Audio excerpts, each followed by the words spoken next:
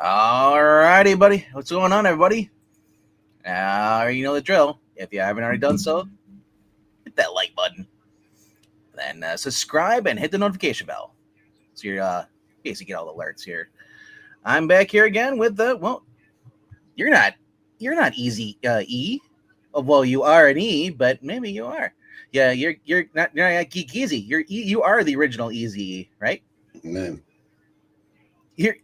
You're the easy without the geeky. Right. Yeah. I don't know if Zach's showing up, but I know that Jeff said he is having surgery, so he won't make it tonight. I'm not sure what he's having surgery on. It could be a brain, it could be a heart. Who knows?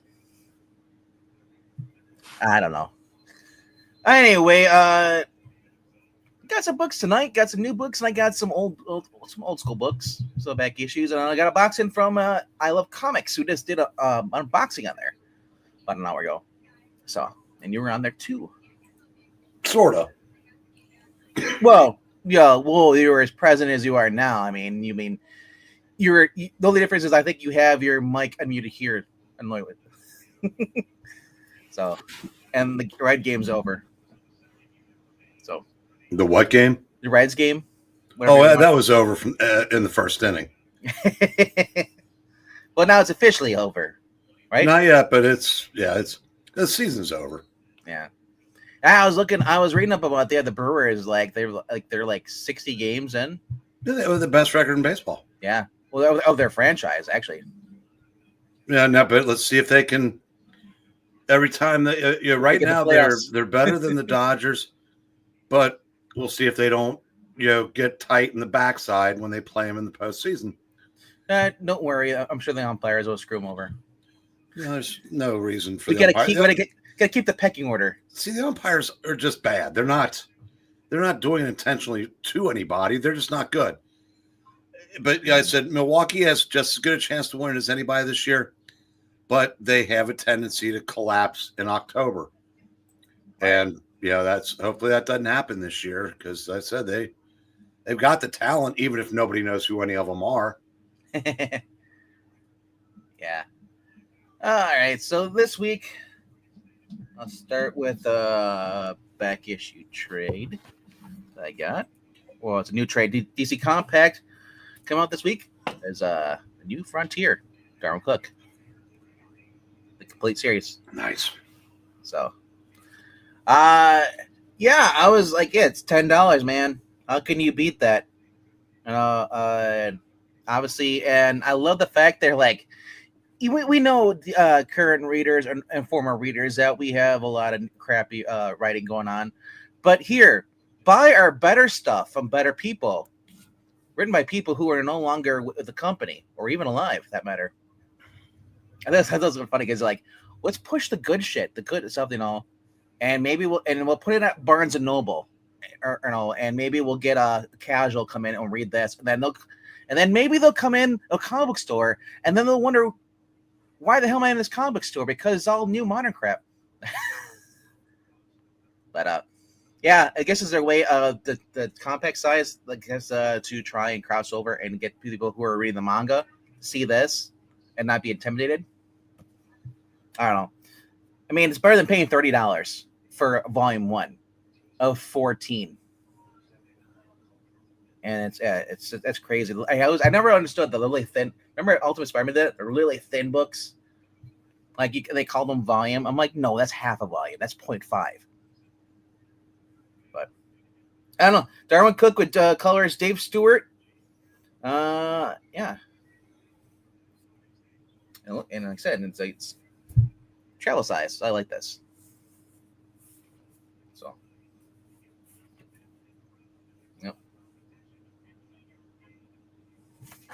But yeah, I was talking to Trusty about this. He said it's the movie went a little bit, or maybe is it more than a little bit more away from what the book was. So I've never actually read the book. I've only watched the actual animated movie. All right. We get into here. We have okay. We're gonna start off with The Walking Dead. Came out this week. This week's issue, Walking Dead Deluxe. Continuing the Negan War. This is part 4 into the Negan War. All at War. The right now at the last issue of in 117, Negan was trapped at the sanctuary by Rick. Gregory pulled his shit like he did even in the TV series. He fled and he walked back to Hilltop and basically decided to basically turn against Maggie. He hates the fact that Maggie's now basically becoming the leader and telling everybody what they should be doing, and he's basically jealous. And I love this because this is the part of the series where she just knocks the crap out of him, and calls him a coward, and basically, and convinces everybody to basically support Rick in his endeavors. I believe in Rick Grimes. So, does it look anything like the Maggie in the show? No. But yeah. Also, this is the issue and where Shiva dies. Shiva being the tiger, saving basically Ezekiel. I can say if you guys have not watched the series, this was heartbreaking, even more so than it was in the comic book and the TV series. It was I did it really well for adapting the show, that part. But yeah, it's old man Cyborg. Booyah. Yeah. Oh yeah, and Michonne's a way different person in this book than she was in the actual the show. So I always tell people the books are better than the show. The only thing that I really liked on the show that was really great was Negan, because they changed his character a little bit. They gave him a little more depth, but all right, getting to the new books. Number 10 for this week. It's Ghostbusters Dead Man's Chest. Dark Horse just recently got this acquired the IP in order to do books, and they kick everybody who's straight in the nuts with this one. They literally decided to basically introduce, they had a character who's been hanging out, and you kind of know from his pink hair what he's gonna be. We've all seen this with John Kent's or Tim Drake's boyfriend. Turns out the reason him and his dad don't get along because he came out as a they/them. And his dad, being a scientist, was trying to rationalize it, and he basically just, my dad's he's a bigot. Fuck. Hey, what book is this? Ghostbusters Dead Man's Chest. Oh. What the fuck are you doing to this IP, bro? At this point, everyone else in this book is fine. They're great. But you throw this random character in there, it's like a freaking self-insert. Told you this was going to happen when Trump won again. Ugh. Well, here's the thing, though. This book, even before Trump got in the office, last year, they had an issue come out. It was skirting the issue kind of thing too. And I said the art, it's got slightly better in this issue, but not much. I will ask the question again. Yeah. Why is this industry hell-bent on destroying itself over sexuality of characters? I don't get it. Yeah. When you're going after a small percentage of a small percentage and then alienating half the country on top of that. It's like, yeah. That's all it is. Seriously, what the fuck does that have to do with Ghostbusters? Nothing. This isn't a slice of life indie, comic written by, a gay man wanting to tell his story. Yeah, this is ridiculous. Yeah, it's written by David Booher. I guess you just call him Boomer or Bomer. Named after the gay actor. It's, like I said, other than that, you take that shit out of there, and it's still kind of an average book. Me being a Ghostbusters fan, I'm excited to get a Ghostbusters book, but then you throw that crap in there. Keep that in Keep that in fucking Marvel. Throw it in DC. I don't give a shit. Don't put it into a small indie book or title that barely has anything on the shelves these days. There are plenty of other avenues to tell that story. Yeah. Doing it for something that's supposed to just be an escape from activists. Anyway, I already said what I was going to say. So the whole thing is basically the story is this, that Phoebe's been spending time with this boy because she kind of likes him, and he was supposed to be like the most popular kid in school and stuff, but then she finds out that he's basically not all together. He's having his own mental struggles and all stuff outside, so she's been kind of ignoring her parents and hanging out with him because he's because she's got a crush on him. Phoebe, he's just not into girls. Sorry. And on top of this, basically you got the other son, played by Finn Wolfhard, or whatever, or I think his name's Mike Wheeler or Wheeler in the Stranger Things. He's been hanging with the other girl from the Afterlife movie, and they've been like kind of going a friend anniversary thing, kind of date thing. The problem is that Phoebe's friend, the one, the they them guy, decides to basically he has a sword with him, and he pulls it because basically he pulled a weapon on these people that are bullying him. He brought a scabbard, a sword. And by holding the sword, it released his great-great-grandfather, who was a vengeful spirit that was wrongly innocent man who was accused of being a pirate and hung and killed, whatever. So now he wants revenge on New York City for this. And everyone else is basically trying to stop this. The characters are done really well. You're going to get the same personalities you saw in the movie. You're getting the same kind of dad jokes, humor you got from Paul Rudd in the movie. But I said throwing this crap in there, we didn't need this, There are some fun stuff. Janine's back to answer the phone, which I thought was kind of like, Jay's bringing up that apparently the Walking, or whoever does in charge of the Walking Dead, hired a lesbian activist who vows to queer up the Walking Dead universe. Because So what you're talking about is Clementine. Yeah. Which had nothing to do with the whole entire thing. She took a video game character, and decided to make it a self-insert. Talks about is that she was criticizing that the Walking Dead has been too ableist. Well, guess what, Cupcake? Yeah. They're the only people that are going to survive a zombie apocalypse. Yeah. Anyway, because this idiot, this guy, they, them, well, I'm just going to call him a dude. I don't care. Pink-haired weirdo. Ends up being kidnapped or booty napped, whatever, by his great-great-grandfather, who basically was, come back as a ghost. And yeah, that's how it ends.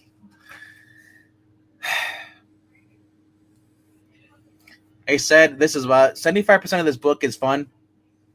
That big quarter of it is just that the whole and they them bullshit. My father doesn't get me. I don't get my son. I tried to reach out to him, but he's like, "No, Dad, you don't understand me. You're an old man." Blah blah blah. Like, gag me with a spoon. Meanwhile, like the pink hair kid's like, "Gave me with a cock."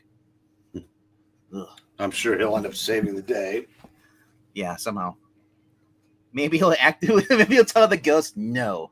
He's an activist. He'll pick at him. 6, 7, 8. All right, number 9.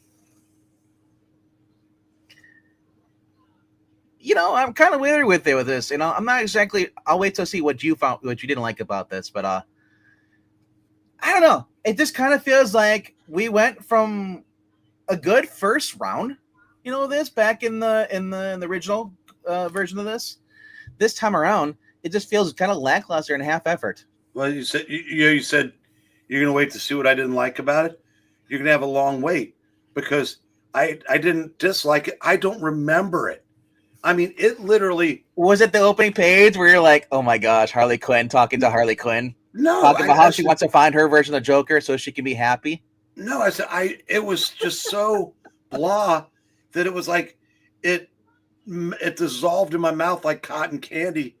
And I didn't remember it 5 minutes after I finished it. You know what it felt like? It felt like CW Flash kind of storytelling. I Harley used to Quinn, like that. obviously, I know, right?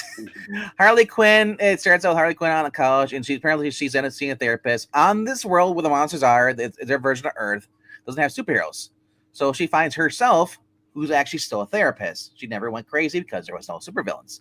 So she's trying to find this world's version of the Joker, the sane version, because she wants a happy ending. Because she still loves the Joker. I don't know what character Harley Quinn they're taking this from, or it's just a completely just like Jeff Loeb bullshit. Because in the main universe, she doesn't. She loves ladies.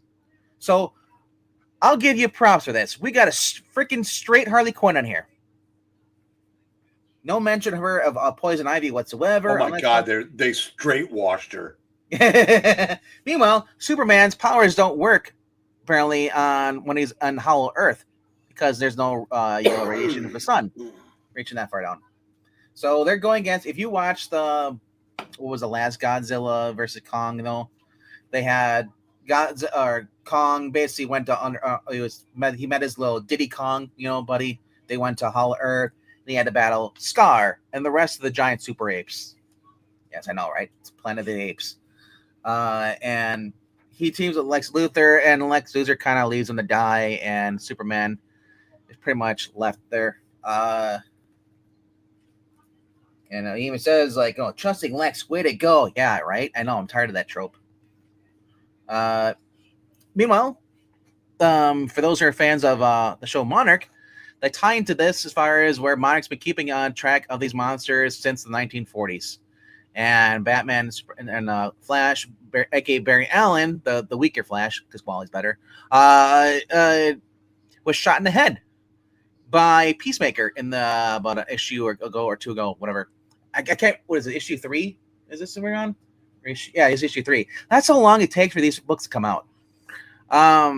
And so basically he's got a concussion, and Batman needs basically to contact Mr. Terrific back on their world.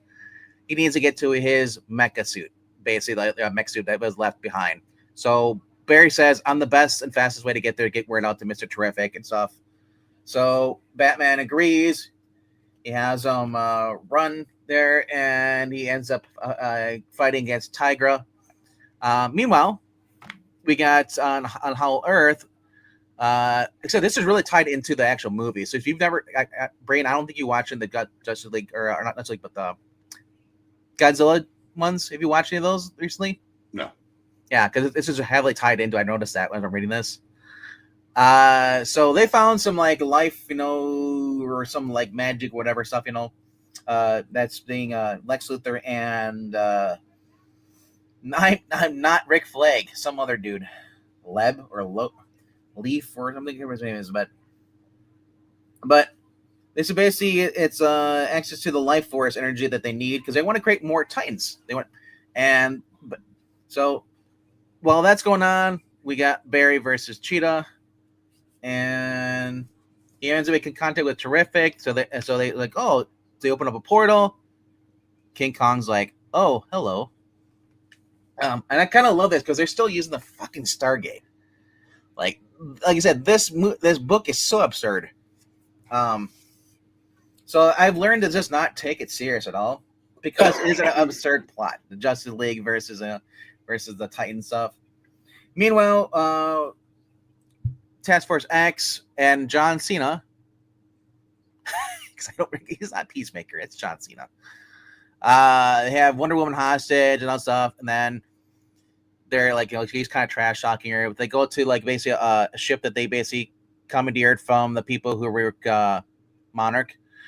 And when they get there, Supergirl shows up, and Wonder Woman reveals the whole ruse that she was basically like just pretending so she could take him to their leader. Knocks the shit out of John Cena, knocks him out just like he got knocked out by Cody. And then as they're fighting, they're wondering, where's Superman? He should be here. And well, they find this girl in here who basically looks like the girl from frickin' Overwatch. And yeah, they can contact the Batman, and it's revealed that Lex Luthor has activated a beacon thus saying, oh, he's going to bring all the Titans, because right now the only ones that are dormant are all of them except for King Kong and Godzilla. So they're waking up all the other fucking Titans in this. Now the monster's going to be awake. Which, honestly, that's will make this book so much better, because right now it's just been kind of like Justice League versus Suicide Squad. And that's kind of boring. We've seen that before. Heck, they even made a video game about it.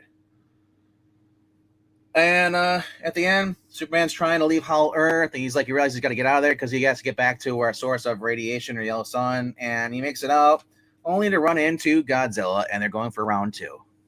Next issue. It's Brian Buccellato. I'm pretty sure he's written stuff before that I've read, other than the Justice League Godzilla. I can't remember what it off the hand, but this is a very forgetful book. That's why I go through the books with you, because I can't really.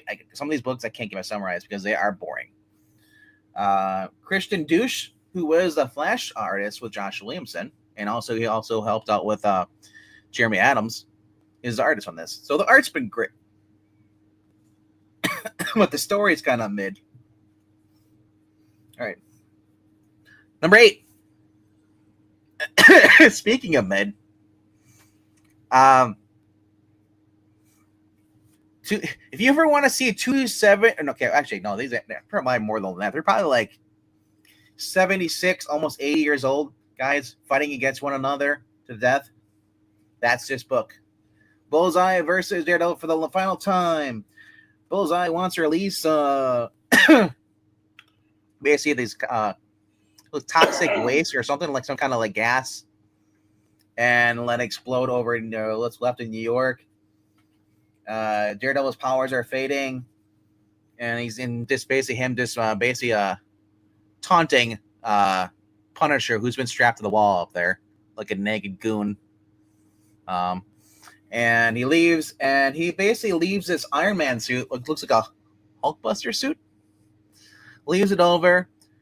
Apparently, the suit reacts to people as far as like their thought process, and he lets Frank purposely come off the car, because I don't think he cared, but then again, I thought about it. He's like, no, he kind of wanted Frank to get involved, so Frank crawls into the suit and now has a freaking Hulkbuster armor, and he frees the girl, who pretty much, I guess at this point, is she supposed to be like a Miss Marvel? Like Kill Danvers? She can go bright. Yeah. It just reminded me of Dagger. Dagger, yeah. But that's not her name, so it's... No. He's trying to... Yeah, I can see him with his... I love the art on this, though. The art is really good. And it is very graphic. You know who probably would have been a better writer for this?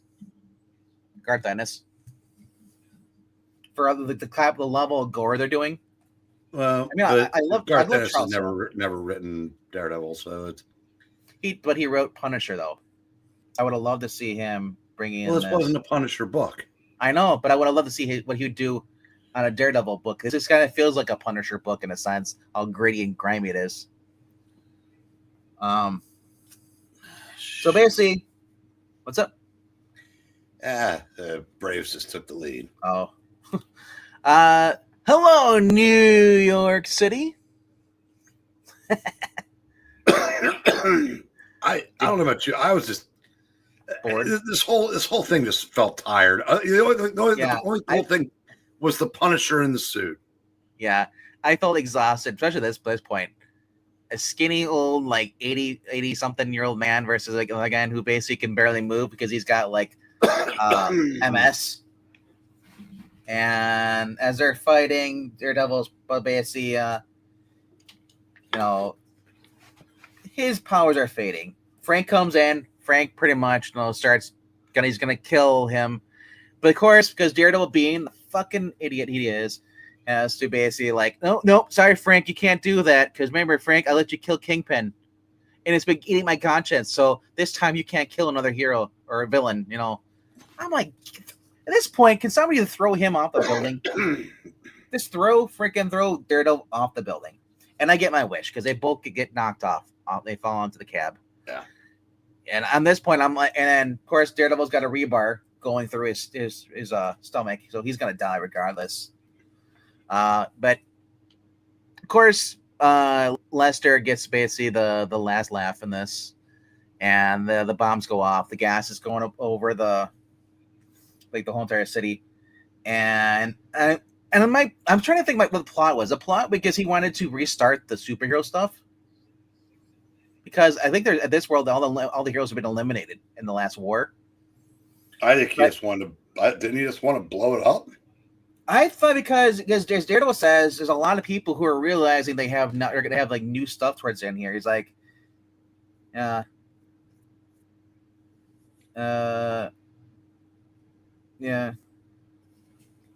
Is he laser? He's like, he says like, they said.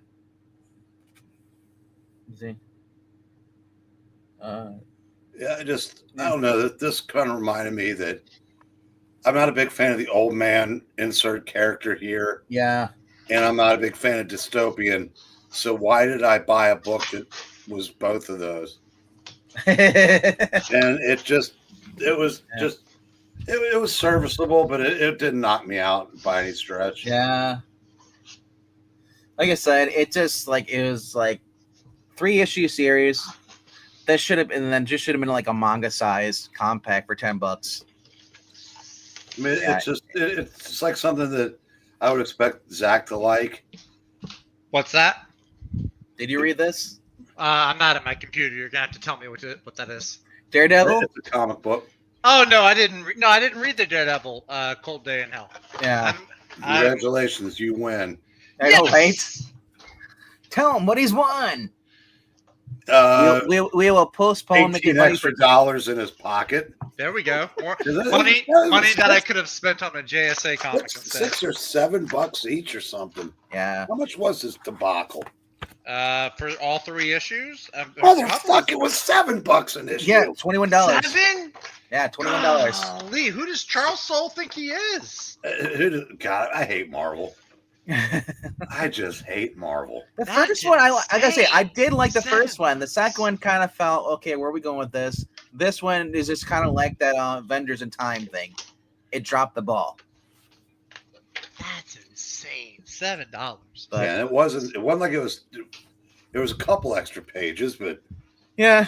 I didn't see any offensive ads in there. Did you for new books? No. So, which meant there were no ads. Yeah. Yeah. Well, no ads. I mean, they gave you bang for your buck, I guess. Yeah. Number 7 for this week is Thundercats. Issue number 17. The better of the 2 books that Declan, whatever his name is, Shavely. Shalvey. Yeah. One of those. Yeah. Is writing because the other ones you're writing is Terminator, and that series was just like the equivalent of for trying to read My Rental Girlfriend. Where a lot of people I know like that manga. It's you know why? Because we're all sadists. Because the plot never ends. It just gets extended, and they give you a little hope, and then you take 2 steps back, and then I didn't say I liked it. I just. I'm just saying that's why that book is like that. Yeah. But even then, as much of the crap that book gets, the manga gets, it's better than the Terminator book that he's read, that Declan Shavely's read. In this series, basically, they had found last issue. They found Bengali, who had been part of the original mission that we're reading by Ed Brisson about it's called Thundercats Lost. It's the other book I'm reviewing on the channel, and he's been in this frozen in his time stasis capsule, whatever, got Captain America, and they unfollow him. So, and of course, this basically brings in the question as far as hey, is she gonna be with Tiger or is she gonna go with old man Tiger? Because apparently she has a type. She likes tigers. I thought Chitara liked Lion-O. No, Lion-O was like 12 years old in the series. He's just aged up, like Jonathan Kent. Shows what I know. Yeah. I don't watch them. Well, again, the series came out before you were born. Well, so did G.I. Joe. Yeah. But you probably don't care more. You probably care more about G.I. Joe than you do with Thundercats. That's why. So much more. Yeah. Anyway, so while this is going on, we have basically I think it was his name Scar or whatever his name is, like mutant or whatever. Him and his son, they're gonna team with this guy, and they're gonna basically try and take down the Thundercats base. Only problem is they run into resistance because the alarms went off, and they're like, "Oh, it's just us, no one else, except for the freaking bird people." It was a trap all along. So the Vulture and his minions are basically going to come attack them, and it looks like all hope is lost until somebody shows up, a mysterious wanderer. Who is it? Is it Lionel? Because Lionel's been missing. If you've been reading the Apex series, that is the adverse in the series, Apex Thundercats. That you'll know who this is, and because Lionel's been missing in the past like 7 issues of this series, even though he was on the main cover of this series for this issue, so basically. Here, this guy takes off as the master, and like, who is this mysterious new? It's Tommy. He was the Green Ranger. Now he's the White Ranger. That's what I think every single time. It turns out, the person taking their mask off is Old Man Lionel. Yeah, that's right, Breen. Another freaking old man. And he has a Book of Omens, ruby, or basically the stone, is in his eye. And he has all the powers of the Thundercats because he comes from an alternate future where they all die, and he's a surviving member. He even lost his hair, and he tells them a war's coming, so they need to like prepare. But as what again here? Sly, that's what his name was. As Sly goes back, he's like, "Where's my son? Oh shit, Scale might have either got abducted or he was brutally murdered on that killing field out there." But series has been picking up for me. When I first started this, I was like, okay. I dropped Silverhawks because Silverhawks is like licking paint.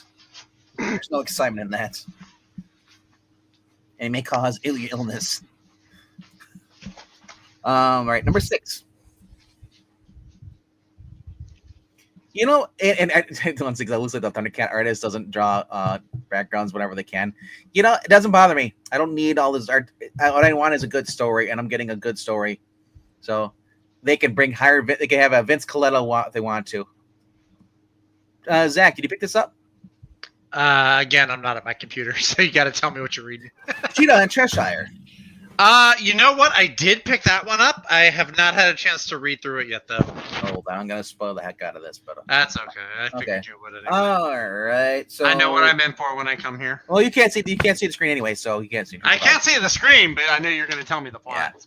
Yeah. We start off with Snarl and Smack and stuff to crunch, bone slapping, and then you see a combat boot because every feminist girl wears a boot. Combat boots in the 90s, but then we see a devoured skeleton in a morgue because, well, this guy, whether he likes it or not, is being paid by Cheetah because she comes in and she eats the corpses of people to feed her hunger, and then she leaves, after giving the guy like a roll stack of 50s or whatever. Or she's still consumed by the hunger, and she basically curses the cat god who basically turned her into that shit. Really great on here. Nicola Scott doing the art on this. Greg Rucka inserting his lesbian stuff in here. Not really hints of lesbian, but nobody's scissoring. No. Then what's the point? So the point is they're gonna fucking rob the Watchtower. That's the whole point. I do like this. They bring in Jade Cheshire.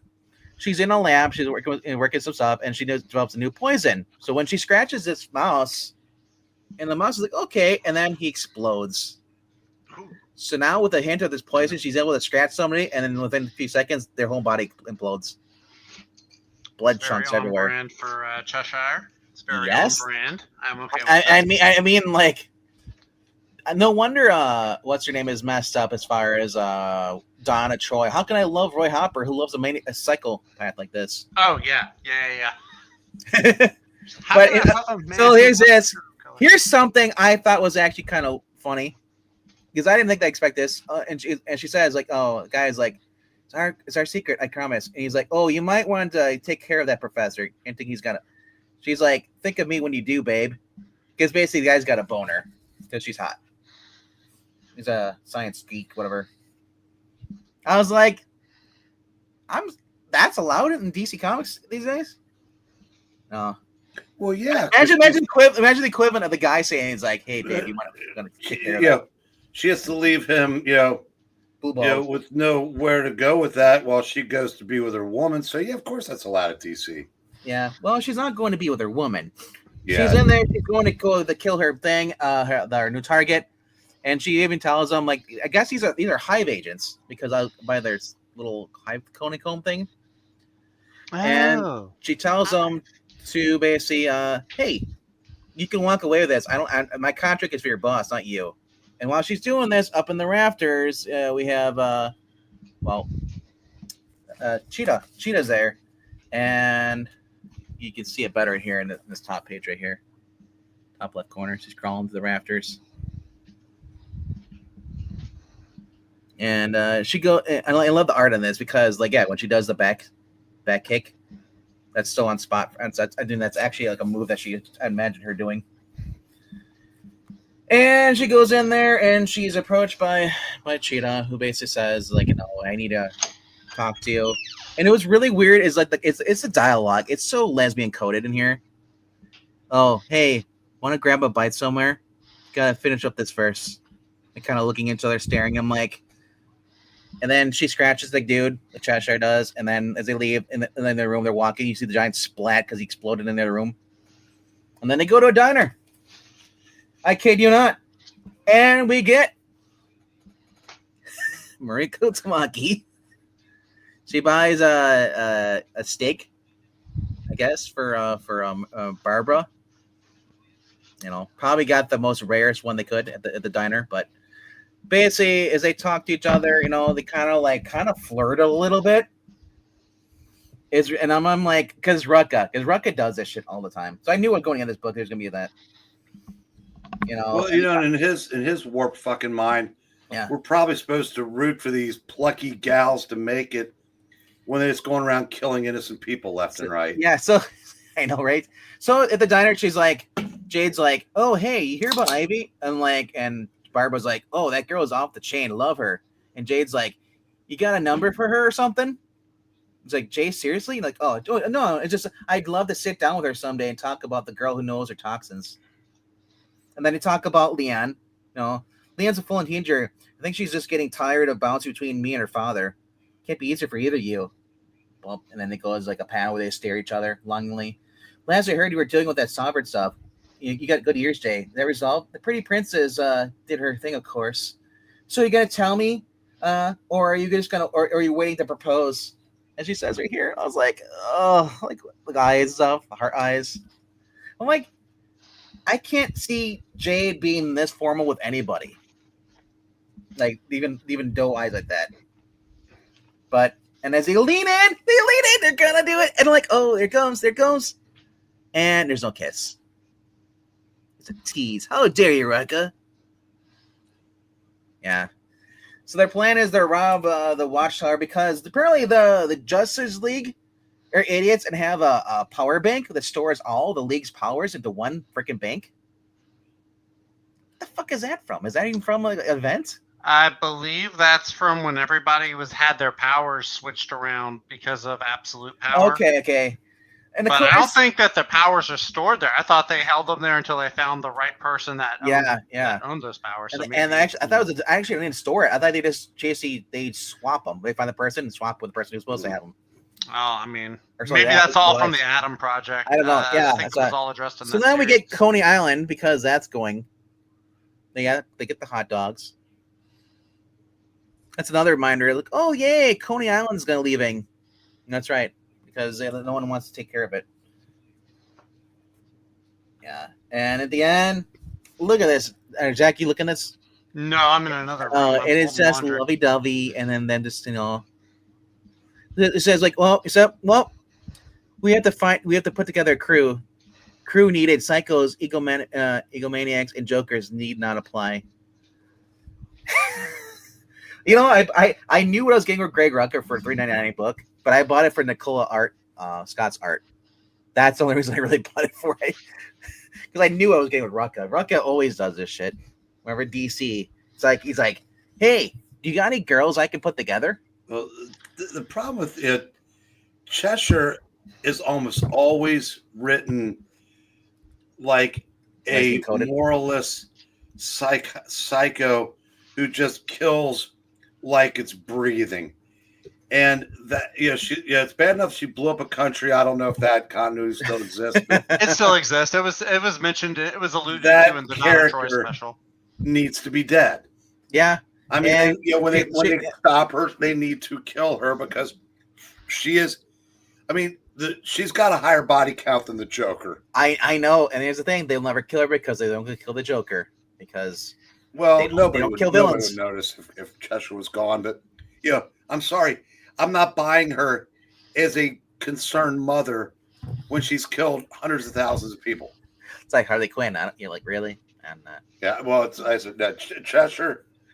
I said it. Cheshire, like I said, she's if they wrote her like a complete psychopath with no moralistic stuff, and she's just basically doing it because she's for a paycheck and she doesn't care, like that's one thing. But you try to make you feel like, oh, she's a mother, so she changed her ways. If she changed her ways, she would put herself in jail. No, she didn't change her. She didn't change her ways. But because she's a mother, you're supposed to have sympathy for her. Fuck that. I said that character should not exist. I mean, it's just I don't know. I don't know. Moving on though. Yeah. Teen Titans Go is my number 5 this week. Issue number 6. You know what you're getting with this series. If you've ever watched our readings on this, these are pretty much it's competition between Speedy and Robin always. And this time, as they visit the Titans East, they realize all the trophies they have, and Robin gets pissed off because Speedy Brady's like, "Oh, you guys don't have any trophies?" And he's like, and he says, like, "Yeah, we have tons of them." Like, it's like we have tons of trophies. So after they leave. Then pretty much they decide to basically go and get trophies. Robin idea. He brings Beast Boy and Cyborg, throws him into basically a underground fighting pit. Cage. Wow. And they have a dark turn. Yeah, you're right.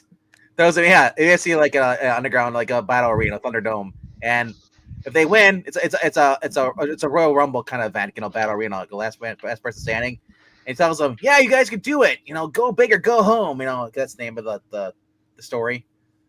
And of course, things don't go well. And meanwhile, the girls have gone to Themyscira, whatever it's called, and they're gonna have a conga derby. And Starfire is gonna ride one of the congas. And like one of them was like, "Shouldn't I get training for you?" He's like, "No, don't worry. The conga will do everything for you." And because it's going on, she's literally hanging out for the rest of her dear life. And she's nauseous as Ravens is sitting there reading a book, and she knows what she would. She's like, "Oh, I still believe you. Don't worry." And she's like, "I am feeling the queasy." She's gonna throw up, and of course she does. She pukes at the end. So rainbows? Does she throw up rainbows? No. Look at this. Look at that opportunity. You remember her green eye blast? Yeah. That's what comes out of her mouth. Missed opportunity, Teen Titans Go. You could have done the rainbows. She throws up and she takes out the conga race banner that's across. And then, they come back to Titans Tower and Beast Boy's got his arm in his sling and he's got a head wrapped up. Of course, Cyborg's in pieces. And Robin's upset because they only got participation trophies or ribbons. Yeah. Participation ribbons. They got the ribbons, yeah. And the girls come back. He's like, "Look, we got the ribbon of participation." He's like, "What's that stand on there?" He's like, "Oh, it's nothing." He's like, "You don't want to know."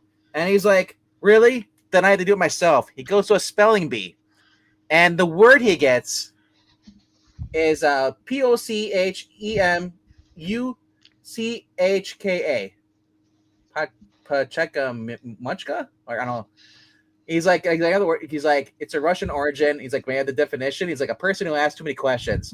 He's like, And he's like, can you use it as a sentence? Like, are you being a Pomechko right now, or you are being one? It's like, he's like, do I really have to spell that? Any chance you can just give me the trophy and call it a day? What if I got you some pizza? Because that's all he went over to the Titans. He bought them pizza. To do.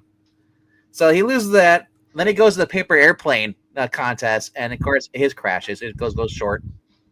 And at the end, he's like, oh my gosh, I need your help. To help me get these trophies. Let's work as a team. And of course, they decided to work a team, and they go to basically a road rage battle. It's called Road Rage Rally. We've got he says we got 3 vehicles in which 3 chances we can bring a home trophy. And of course, the Mad Mon's there, and everyone else is there too, and even Lobo on his bike. And they end up losing, even though they do their giant. They form their giant Mechazoid. They always do in the cartoon series, and they lose. At the end, they're like, I love it because Beast Boy he's like, man, look at all. It's like, don't worry, don't cry, Robin. We did get another participation ribbon to add to the pile. He's like, and Raven's like, if we get any more of these, we're going to need a whole room to store them. He's like, wait a minute, Speedy and the Titans may have more trophies, than we do, but we have more participation ribbons. We won. So stupid. And that's how it ends. And he calls up Speedy in a comment. He's like, in your face, Speedy. He's like, what? So stupid. But that's clearly Robin from the cartoon series, and I love they keep the humor going. So that's why it's my number 5. I have a lot of fun with that. Moon Knight was my number 4. Moon Knight, kind of a very sentimental story for this issue, but the art is taking a turn for the worse. I have a new artist, Domenico Carbone. Well, I'm not a fan of him, and you can see why. The previous artist is gone. Now we're going into very indie art for this. Zach, you read this week? No, I have not read that one yet either. Let me know what you think of the art if you're back yet. But all right. I've read 2 or 3 issues so far. That is the next one I think. Look at what he did to our girl, bro. Hold on. Do I want to? They gave her mom jeans and. Well, that's not bad. Maybe it's the age that I'm at, but mom jeans aren't a turn off for me. That's not a. So basically, it's Mark's birthday. That's the whole point, and they're breaking it with us. Definitely, Tiger and mom jeans is a win for Mark then. But it gets a little better with the art, But like I said, it's hit or miss in certain pages.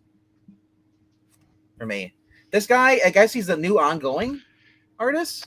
I looked after you brought him up in the chat. I looked it up. He is on there for the next 2 or 3 issues, but that's only as far as the solicits go. So there's really no way really of knowing.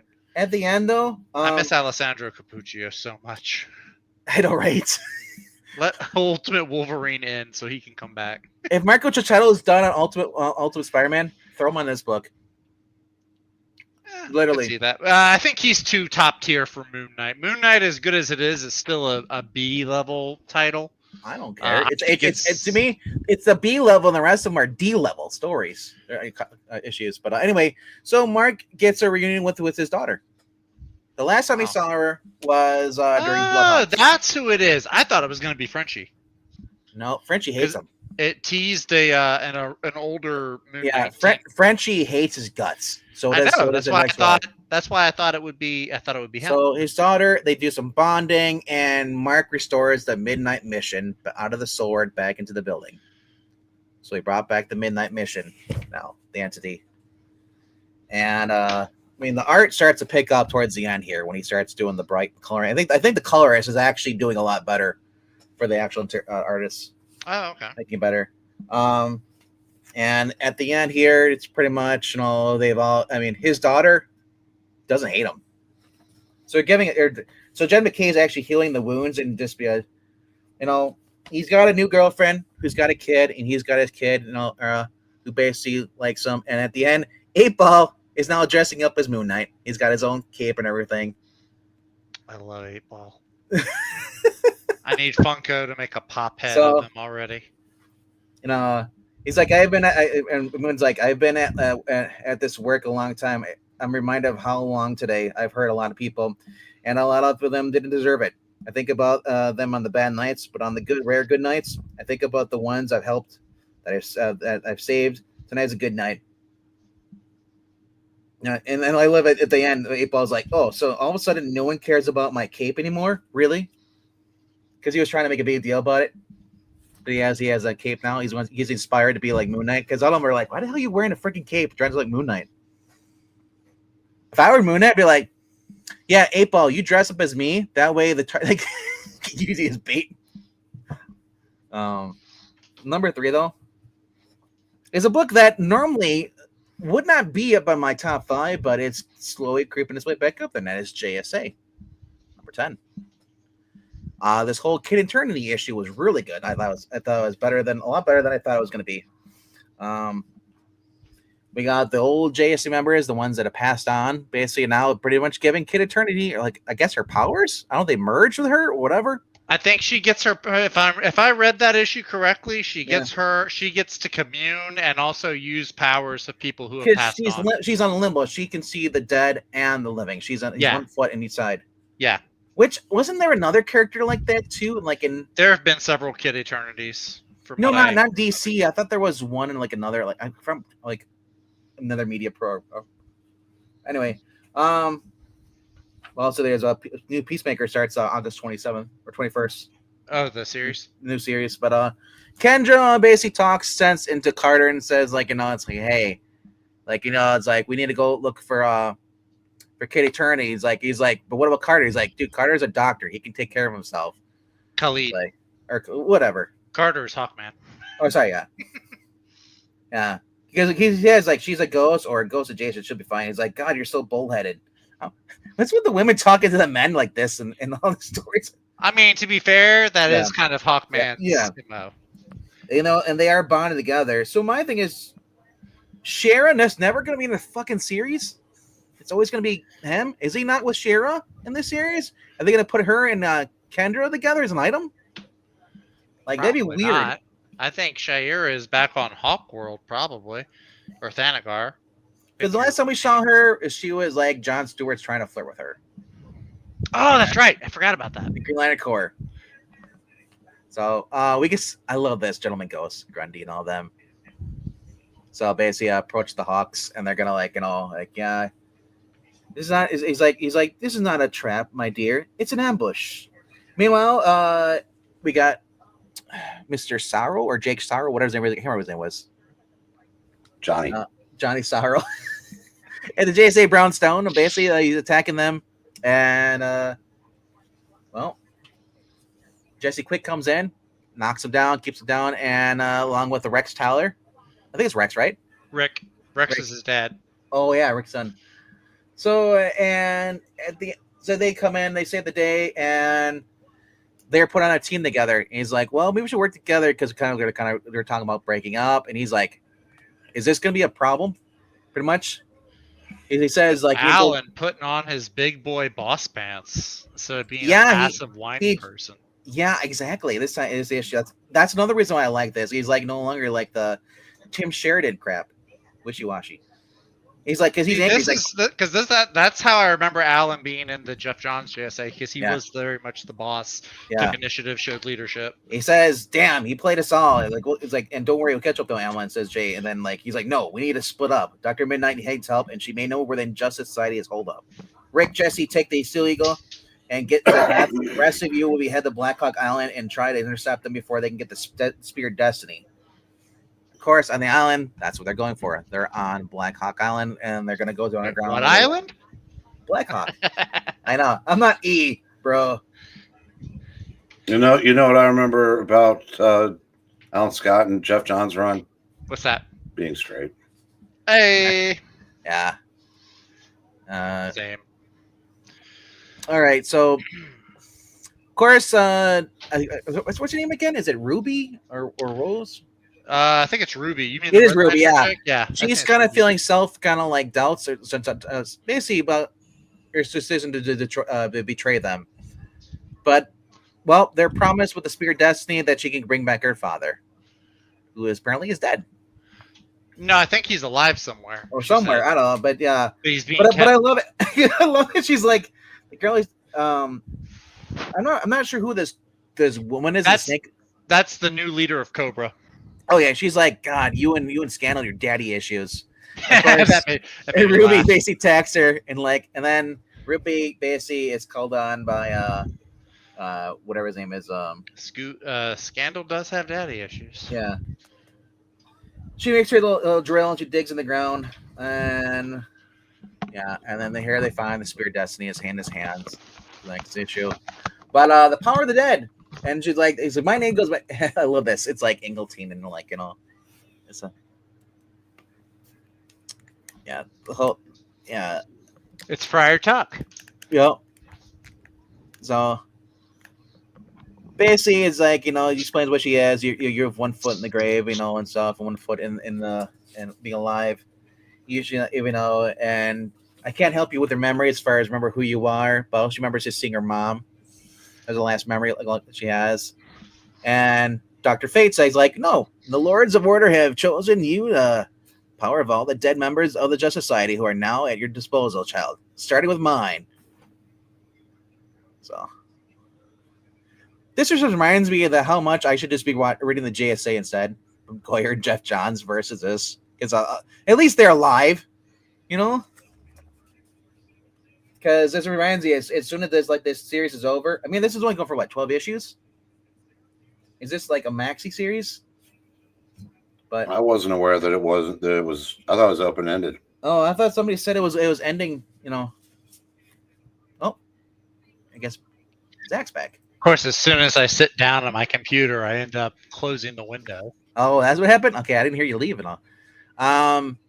As I was still, I don't know if you heard the last thing I said was I said I would. Seeing the JSA dead, the original JSA members, this makes me want to go back and just read the JSA, like Jeff Johns and Goyer. Well, most of those people are dead in that run too. Kent Nelson and all them. Kent Nelson, yeah, it's not Kent Nelson who's Dr. Fate in the Johns run. It's Hank Hall, I believe. Yeah, but I mean, as far as we still got the other, we got Atom Smasher's dead. Rex Tyler is kind of alive, but kind of not. He's kind of in like a limbo situation. Sandman is dead in there, but we have the new Sanzo. I haven't seen. I haven't seen the Sandman Junior or Sands, whatever name is. We basically go over. Yeah, basically the only one who's alive in the Johns run is Wildcat. Yeah, and so most of those are. I mean, Ken Nelson does pop up in the afterlife or something, I think. But I love this. We get like Grundy versus like Carter. He's like, he's like, Grundy don't like you. Oh, said, I made a bad mistake. Grundy hate birds. Right. The car. She shows up and she's just got like the Dr. Fate kind of like the maracas. Something I don't know. Maracas? Those are onks. What on earth? It just looks dumb. Maybe she, but then she puts them together and she's like, she basically goes Goku and knocks him back and explains everything that's going on. Meanwhile, the end times are happening. And they discover that they're already there because, so now, of course, because we get the version where he's angry, he's like a very good looking or good version of Alan Scott, and immediately gets like basically just put in his place. Neil, before the Justice Society dies tonight, basically it's like,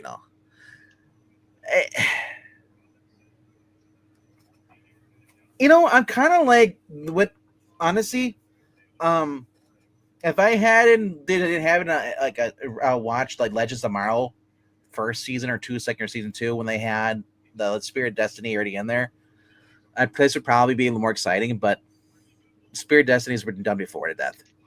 I mean, the Spirit Destiny was done in like a much older JSA story. Yeah, too. I'm just saying I'm just gonna get on boring with that plot device. I wish it was a different weapon they're going for, but Spirit Destiny. All right, top 2. Sisterhood. This is by, I believe, this is the new girl. This isn't Jeff Johns. This is Metal Shoot. I don't know. Artist Layla Lays.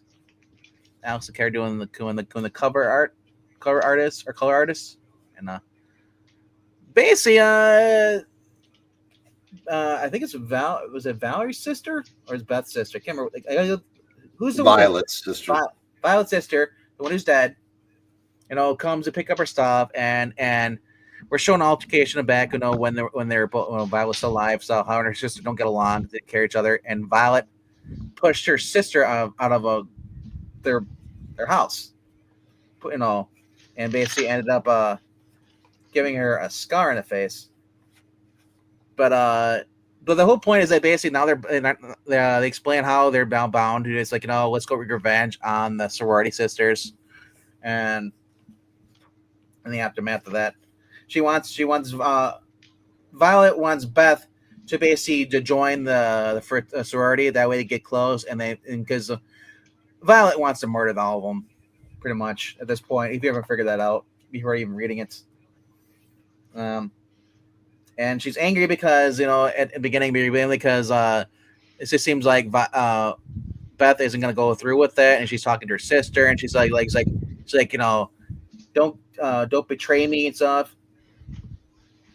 But eventually she decides to basically help out Violet, and she goes undercover into the sorority, and the sorority sister's like, no, we should let her in because she's the best friend of the girl who's dead. And this will take all the heat off us. That we won't have bad press anymore and stuff. We can get And while they're in there, she goes out there and she's talked to one of the girls who basically this is the smart girl who basically was like, yeah, it was her to convince the main girl, like, hey, let him in. And she goes out and she has a conversation with Violet, and she's like, hey, it's like we'll need more than info. She says like info. So we're going to destroy the sorority and ruin their lives. He's like, what do you mean? And the girl comes out, and I love this. She's sitting there, and she's like, oh, this is so great, And then, of course, Violet pushes her. The girl lands on the fence. Now she is a fence sitter. Walking Dead style, season 2. Right? And Violet, and it's like, she's like, what the heck happened? He's like, oh, nothing. She must have just fallen. And yeah, let's preview for next issue. Yeah, September. I like this. This is fun. It's gonna end well for Sophia because she's her soul's bonded with the Violet's soul. And Violet just wants to basically murder everybody. So you can't. I don't see how Sophia is gonna survive that encounter. But number 1 book of the week though is Dick Tracy. Did not have the alternate cover what you saw on the thumbnail. They don't, the yellow hat and the guy with the Tommy gun. That I think somebody said they didn't like it because it was an authentic. It might have been Henry. I can't remember who it was, but starts off with the war. Basically, his time in the war. Dick Tracy's and him basically meeting up with the Brits and then them bonding, saying Hunt's like, it's like, where's the rest of your team? And like, and the Brits like, dude's like, hey, where's the rest of your Americans? I think you guys are supposed to help us. He's like, oh no, we're just kind of fodder, cannon fodder. And just shows how Dick Tracy back then took lead. Is like, hey, he's like, where are the Nazis? He's like, he's like, we're gonna go take them out. And immediately we go into a car chase where Dick Tracy and Pat are chasing what's the guy's name? Dr. Ford. And they basically end up crashing into a pole. And Dick Tracy sees someone from his past in the crowd, and he's like, okay, what? And then the guy's gone. And so Dick basically ends up going to the diner, having a cup of coffee. His buddy comes in from the war. Turns out the guy might be working for MX6 or something like that. We don't know, but he is some kind of like government spook. And he says, like, I need your help with this. But then he gets cut off because somebody shows up. Says, I'll meet you later. Meanwhile, we got Pat, who's basically reading the newspaper, and they basically need help with this new case. Start finding these 2 sisters are going around robbing banks. Nobody knows who they are. So he reaches out to Tress Trueheart, and I think it's a Tess. Is it Tess, right? Yeah. And after he says like, "I need you have 10 hours to help us. If you want to help, and he ends up getting shot, literally outside the phone booth, and we get the first look of the sisters, the Lester sisters. Oh my gosh! No, they're not setting fires. No. That could totally be the Lester. Just give them some Tommy guns and let them go. Yeah. By the way, much better drawn than on the cover. Oh my gosh! Right? Yeah. They're not on this cover, but anyway, cop shows up and they're like, "Oh, look," and she's like, "Yeah, we're not gonna do what you want to do," and they end up killing the guy. Same thing happened to the guy in the very beginning of the story, who's gonna try and get out. He gets shot in the head. He's dead. But we do get 4K. That's great. And the whole time they're trying to pin down there, like, where the heck is Dick Tracy? And because Jake, they need Jake, they're calling him, and well, he arrives at the end there and he's the victim stuff, and he ends up running into Tess and tells her Pat's been shot. They go to the hospital and stuff, and he said he lost a lot of blood, and he's like, Tess, you need to go home. She's like, no, I don't feel safe. I'm going home with you. Oh, wow, well, that's what we're going into here, because literally that's what comes in here. Finally. After what? How many? After 10 issues or 11? Is 11 issues in? They finally knock boots. They've been building up to this, man. And of course, just like everybody, after he's done, he wants to watch Ninja Turtles. Oh, he's basically. No, he gets a phone call from the guy. So I was like, "Hey, he's a guy from the war." He's like, "He come to this place." He's like, as he goes there, and he's about to go in, run into the building. Like every time we see like a really cool show, he run. I love this. Dick Tracy runs to the building. The building explodes. The room explodes where he was running into. And the next issue, the Lester sisters. Shot gun. Like I said, this has just been fun. And they keep showing the big boss back. So is he returning? Or is this he's been on the back of all the covers. I wonder though, because they also all of them since issue 1. He's been on the back of all of them. Is that him in the background? I don't know that. But I know that back picture has been on the back of all the issues of Dick Tracy. But it kind of looks like him, though. I mean, kind of. Makes me wonder if he's coming back. And then I just have a few back issues. I'll just quickly show. Ugh. These were fun. All right. I found this for $1. So. Cops from Marvel. Oh, that's different. I got that confused with the Code. No, the Prestige series that Chuck Dixon wrote. No. I guess get issue 2. Getting to know you. Apparently that girl has popped up in other stuff too, the blonde. So I don't know. And then we got Kolchak, the Phoenix Rising. Nice. So I came across that. And then I got. All right. Then I was going through some older books. Oh, very cool. Yep. Supergirl and Batgirl. What? Did you look in there to see who the artist was? Did not. Neil Adams. Cool. It's beautifully done. Yeah, this is I paid $12 for this. And then the Million Month. Nice. 138. Yeah, I love this. In this issue, Steve Saxon returns, and that means trouble.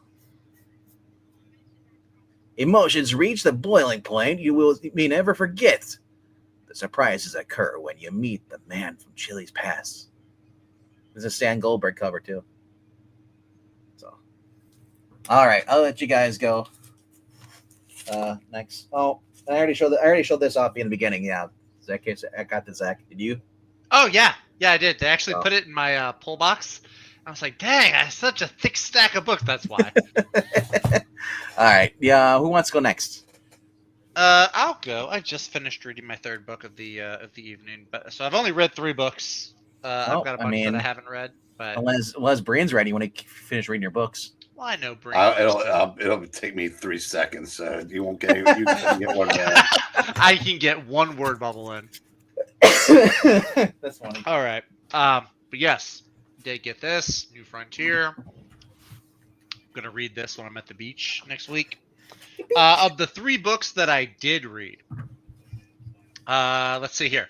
We've got Uncanny X-Men number 19 featuring Deadpool, and I have no idea who Outlaw is, but I'm surprised Marvel approved her on the cover, let alone in the book. Not a bad issue, actually. Pretty good. New Orleans wants to make the X-Men like their city mascots, which honestly, the city of New Orleans would probably try to make a mascot out of a minority. So that tracks. But yeah, overall, pretty well written issue. Deadpool goes and attacks the new students. And he's like, oh, new mutants? I hate new mutants. Except for that one scribbly guy. He was fun. So that was fun. Outlaw goes back to, I think, the first Deadpool series, but okay. When Gail Simone was doing the Domino and her gal pals, she used Outlaw, so that would explain why she's in this. Oh, Gail Simone. Yeah. Favorite. Outlaw's like, isn't she the mutant with that was hanging out with the? She's got like Deadpool? super strength or something. Yeah, the hot country girl. Yeah, yep. Yeah. So yeah, pretty good issue. Some neat little emotional bits. So the New Mutants, there's 2 boys. One of them calls the younger boy like his little brother, and there's a little emotional moment there. So it's like, okay, that's pretty nice. Yeah, she was last with Deadpool and Taskmaster when they had their own little like detective agency. We got Justice League versus Godzilla versus Kong number 2, issue 2. Number 2. Not a bad issue. Superman trusts Lex. Lex betrays him because, of course, he does. Wonder Woman gets captured by the Legion of Doom, only to really just be a trap for Supergirl to show up, and then they kick the crap out of Captain Gold and them. Not a bad issue. I'm still waiting for King Ghidorah. Crossing my fingers for King Ghidorah. And then the other issue I read, the very first one I went into today, was Justice Society issue number 10, which Bankman talked about. Really well done. Different artist than the normal guy, but he did good. I like this fill-in artist. He did a good job. Delator, his last name. I don't know his first name, but he did a really good job. So if he sticks around for a little bit, that won't be the worst thing in the world. I did also pick up Absolute Superman, issue number 10. I look forward to reading that. We have Ultimate Wolverine, number 8, with what seems to be Ultimate Archangel there on the cover. So if you wanted Ultimate X-Men and you're not getting that from the Peach Momoko series, this is the one. You want to be picking up Ultimate Wolverine. That's going to be your best bet. We got Captain America, issue number 2 from Chip Zdarsky and Valerio Skidibbity Bop. Skibbity bop bop bop. I'm going to read that one, and then hopefully that one will give me a little bit better of an idea whether or not this Cap series will be worth investing in. I do have Dick Tracy, issue number 11. I've got G.I. Joe, Real American Hero, issue 319 with Serpentor and stuff that'll be going on with him. I did pick up the first issue of Cheetah and Cheshire, Rob the Justice League, issue number 1. So I'll be checking that out. I was gonna pull it, and then I was like, wait, I need to pull back on the miniseries, so I canceled my subscription for the whole, but the order for this one had already gone through. So we'll see how it goes though. Maybe I'll pick up the other issues. Who knows? And then lastly, I have Moon Knight number 11, which you said it was a very emotional, sentimental issue. You do not get that vibe from this cover, as he's like peeling the skunk off his face. You don't get that vibe. Like I said, it's a speech at the end where he realizes that he reflects on everything he's done in this since the Jed McKay stuff and before that, how he's always been, because remember, he's crazy, Yeah, right. And he probably still feels remorse from when Jason Aaron butchered him, whoever they did. Was it Jason Aaron or was it Bendis? The Avengers locked him away for something. Oh yeah, because of the Age of Khonshu bit. That's right. Yeah. That's right. I forgot Fucking about that. Marvel ruining my characters. All right, that's it. That's all I got. They did not have. It's on order. It hadn't showed up yet. They didn't have that Michael Cho Avengers book, classic Avengers book. It's on order. It just hadn't shown up yet. So they told me that once it comes in, it'll be in my pull box. Cool. So hopefully it'll be. If it's next week, I won't have it because I'll be out of town. But the week after next, it should be in there for sure. All right, we ready for the 2-second Breen? 2-second Breen. This has been a minute with Eric Breen. Yeah. Look at it. You notice that he combed his hair. It looks like I know. I need a haircut so bad that it won't stay up. Number 5, Justice League versus Godzilla versus Kong versus Narcolepsy. You really just didn't care. He really did not like that. No, it just. I don't remember it. It was just kind of there. It was like a filler. To be fair, though, you're not the only one. I was reading the reviews on Ugly Comic Geeks, and a lot of people said it feels like every issue it just gets worse. Number 4, Daredevil, Cold Day in Hell. I said I don't know if you were here yet, Zach. I said I don't like the old man stuff, and I don't like dystopian. So why did I buy a series that combines the two? This is the one that I saved $7 by not picking up, right? Yeah. Number 3, JSA. Yeah, I said I was kind of being glib when I posted that yesterday. This was good. I'm looking forward to seeing how it wraps up, and then see where they go from there. I'd kind of like it if a couple of the characters find a way to mysteriously be alive again. Yeah, I wouldn't mind that. Number 2, Dick Tracy. It just, like I said, if you're not reading Dick Tracy, what's it Drew always says? If you're not reading Dick Tracy, fix yourself. Right. It's just fair. Always good. And number 1, Sisterhood. The only reason why I went in that order is because the Dick Tracy was just starting a new story arc, and this one's getting into one. But it was a coin flip. I mean, I guess maybe part of me is just continuously surprised by how good of a writer this lady is that I'd never heard of. Mm-hmm. Yep. And even though she was a Stargirl writer, it doesn't mean that you can write comics, but apparently she can. So it's, like I said, it's Violet is just this is gonna be fun. These are 3 really fun issues coming up. Then pick this up. It wasn't a new release. I knew I needed one of these somewhere. It was either I couldn't remember if it was a Tales from the Crypt or a Vault of Horror or whatnot, but it turned out to be volume 2 of Tales from the Crypt. So I got that in yesterday. I already finished it. Nice. And now I can go back to reading Skeleton Hand. Oh. Ooh, fancy. From AGC Comics. Remember last I was talking about that Ogden Whitney guy that the other night we were doing Millie covers? This was the company that he was the lead artist for. Okay. Dear Dragon, yes, because you're talking about StreamYard. E does not delete anything of his streams on StreamYard, so he just lets it go, and that's why nothing records backups. So, but that is all I have. All right.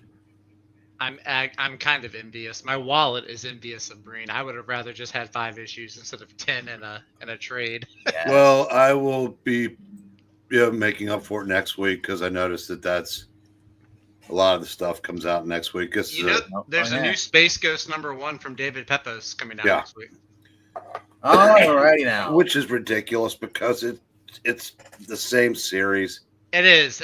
I'd much rather be reading number 13. Yeah. Yeah, it's the same thing. Dynamite's got a case of the marbles. Yes, the marbles. All right. Somehow I got doubles here. Well, hopefully I wasn't supposed to get both covers. Yeah, Zach, I've been reading like Airboys and Badgers and Nexuses lately, and Tigers. Oh my! Yeah, like Sable made it to 56. Nexus made it to 80 something. Badger made it to 70. Airboy made it to 50. And it's like it's just so much better in those days. Oh, all right. I've been in this fit where I want to go back and I want to read these really limited series from Marvel that were out in like 2009 to 2012. Like that, Brinkman and I were talking about that Captain Marvel series. It only had 15 issues, but it looked really cool. Very limited. Wait a minute, you're talking about the Genus Vel one? No, not Captain Marvel, Captain Britain. Excuse me. Captain Britain and MI13. And MI13. Yeah, Paul Cornell, who was British. With Dracula. Blade, Spitfire. Yeah, it ties into Secret Invasion. Yep. Like I said, that writer I've never heard of before. You would recognize him. He went on to write some Wolverines a few years after that, and then he's been around. If you no, he's still around. If you look, I mean, he's written Vampirella. Oh, okay. Basically Google. You look at Wiki, and he's done some stuff. Nice. Alrighty now for time for me to, in case you guys were missing LK, I got books that are from his his forgot warehouse. about it. Okay. Well, the books I got are from his warehouse. I kid, really? though. He has a warehouse? I kid though. He must have robbed them because there's a lot of books that he would have liked. Starting out this week's back issues. Woo! Black Canary. Hello. It's Flair. No, well, she stole Black Canary's wardrobe. There's no fishnets though. Close enough for government work. Yeah. All right. Going into Flair number 10. Lady Arcane.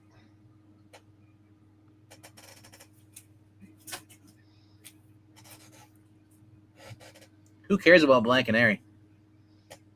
I still do. No. Damn, you'll never see this on a cover. That looks like an incision, like somebody did a heart replacement or something. Nah. This is the light doesn't reach in the middle because the boobs are in the way. Oh, that's what it is. That's it, yeah. I get it. All right. Femforce up close. Daredevil, gender bender. No, it looks more like Huntress. Maybe. Combination. But She-Cat.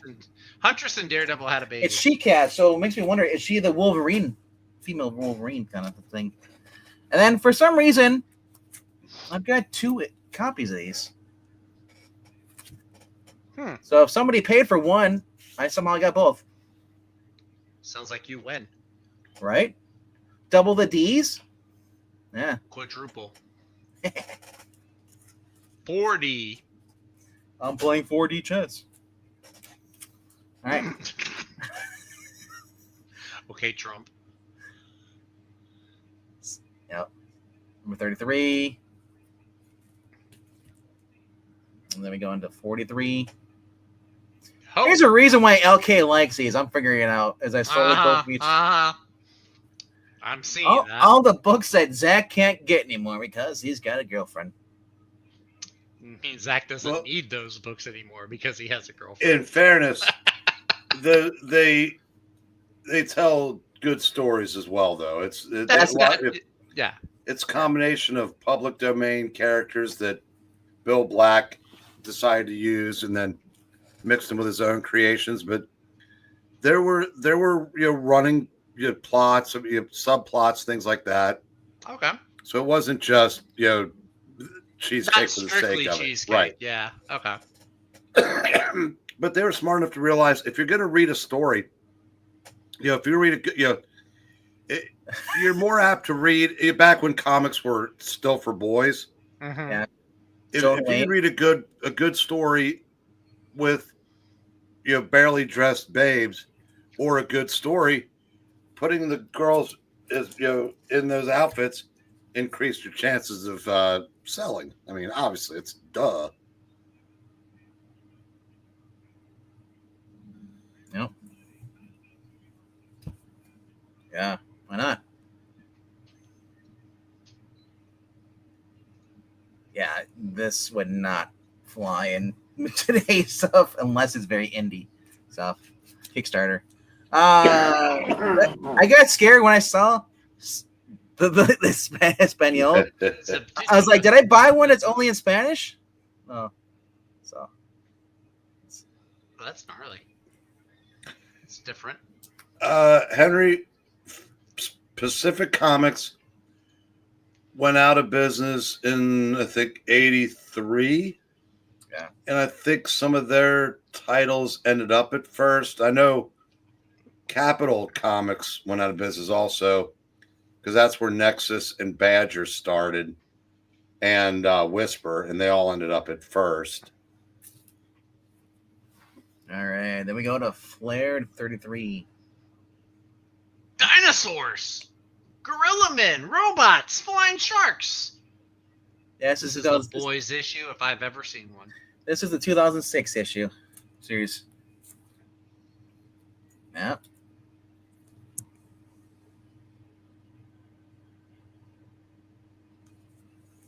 Next, I want to say Star Slayer started at Pacific and then ended up at first. Yep. Yeah, to me, I was like, no one was buying these. I said, I figure, like, you give me a good deal on these, I'll take them, I'll read them. So, are these books that LK had bought and just never ended up paying for? I don't think these are LK's books. I was just joking about that. These are. Well, he used to buy a bunch of them, and I don't know if he ever picked them when up. he dropped off the face of the earth. I don't know. Yeah, if he had books, at ease waiting. This is like 3 weeks ago's auction, like I bought a bunch of Femforce towards the end. That might have been the night that you decided to take a night off because you're watching like the Reds or something like that. Could have been. It's a baseball game. So, all right. The Reds. Yeah, the Reds. There you go. The AC annual. Yep. All right. One of the problems with AC though is a lot of times they didn't have money to color the books. Yeah, that's because if Femforce goes back and forth from black and white to color, which comes back and forth. That's interesting. Then we go into Femforce number 2 again. Look, it's Jaws. It looks like Jaws. All right. Then we got number 4.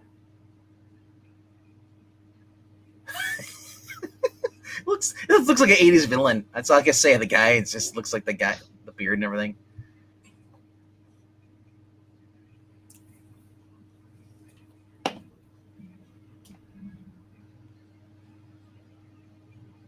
Is that supposed to be an elephant or a parasite coming out of the water? Yeah, the character. The character in the purple hood. Yeah. Is the same character as the. If you go back to issue 2, the blue bulleteer becomes. Right there, yeah, the blue bulleteer becomes Night Vale. Yeah, the one here. Yeah, she's the one in the right hand corner that's got the blue mask and not much else on.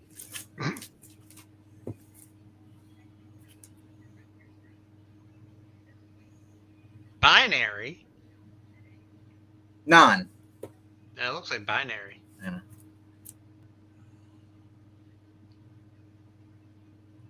I bought these for the story. Yeah. All right. Now we'll get into stuff that Zach likes. Starting off with Marvel curious to PG. see what he thinks Zach likes. Well, if you don't like this, I'm questioning your sexuality. Oh, buddy, I've got that. Yep. I've got that whole miniseries. I was gonna say, if you said I don't like Deodato this, Jr. That is one of the books where Deodato Jr. is a strength. Not Flash, but this one is right up his alley. Yeah, this is good. So, my only gripe with it is it's only 4 issues long. Yep. Yeah, somebody wanted us to read this. I was like, I wasn't a fan of the art on this. The art, I think the art gets worse.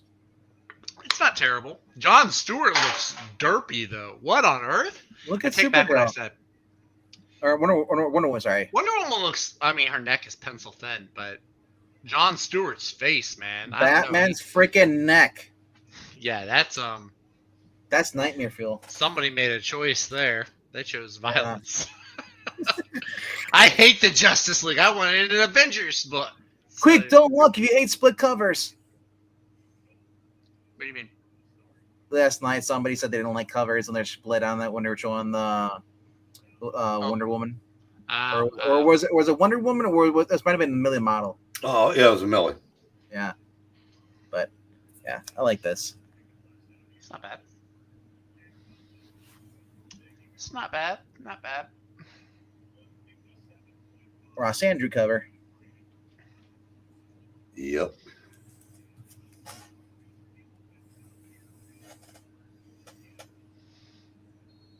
More Superman family. Where Supergirl becomes the Atom? What? Dun dun dun. Who's the cover artist on this? They list? No. I'm not sure who the cover artist is on this one is. Enchantress. But I love that looks like Ross Andrew. Dick Giordano inking. Yep. Ross Andrew and Dick Giordano inking cover there. I like how he draws Superman and Wonder Woman and women in general. Yeah. Hey, look at that. Hey, the Thunderbolt. Yep. Thunderbolt's on here. That's cool. Yep. All right. And then we get into. Ooh, nice. Yeah. So I figured, why not?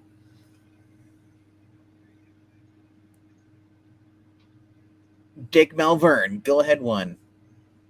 Go ahead, 3. Linda becomes fat, lose a turn. See your name backward. Go back. Red Kryptonite. Jarrow the Mayor Boy. Yeah. Speaking of things that wouldn't fly today, Supergirl becomes fat. Right? That's when she gains all her powers, like Faith, right? Yeah. Fling in some Jonah Hex. You know, this cover would actually sell. You know why? Because they all hate the white man. Literally. It's more Jonah Hex. The only 2 I got from EO on his auctions, so kind of. These are just kind of like boxes I've been sitting on, and they've been waiting for them to deliver. Alrighty then. Let's see who's. This probably doesn't list the artist either. Oh, that's JS 149. Not sure what that means, but this is a DC comic, and I bet you Zach does not have this, or wouldn't care to own it. No. Ooh, that's because I'm not cool. You're not cool. You're not. Yeah. You could read these with Izzy. You know, she probably would too. She loves romance books and relationship manga and stuff. And Vegman, you're 1 down, 15 to go. Yeah, I know, right? They have all the 100-page romances. 100 is 111, so there must be a. There were 7 of each, or 8 of each, young love and young romance. All right. Then we're going over to Devin Grayson, Jim Balent, and Szynski. Number 64. All right. Then we got She's Taking Manhattan, starting with Wall Street. I never had that one. I'm almost done with this series. Ain't that much left for me to collect. Because they're kind of just, I noticed at my comic shops, they're just sitting in boxes. Some are actually pushed down underneath because nobody wants them. Because they have to put all the new crap up that appear that nobody's buying. Yeah, my LCS has like big long boxes, but they're kept under. End of the illusion. So now, what is this? Supposed to be Huntress? I'm not sure. I don't think so. I don't know. All I know is you can tell it's a Balent cover. All right. Then we go into the other series I started collecting. Superboy number 49. Have you seen this boy? Have you seen this boy? Yeah. Look, is that Crypto? It was the post-crisis version of him, yeah. Yeah. I always thought he was always the bigger dog, the lamp thing. So when I see him like the little ankle biter, I would kick him too. I hate the little ankle biter. James Gunn's movie gets more and more comic accurate all the time. Yeah. Yeah, Superman's always getting his ass kicked in the books. If he wasn't, it'd be boring. I mean, he only gets his ass kicked. That's all it is. So, number 53.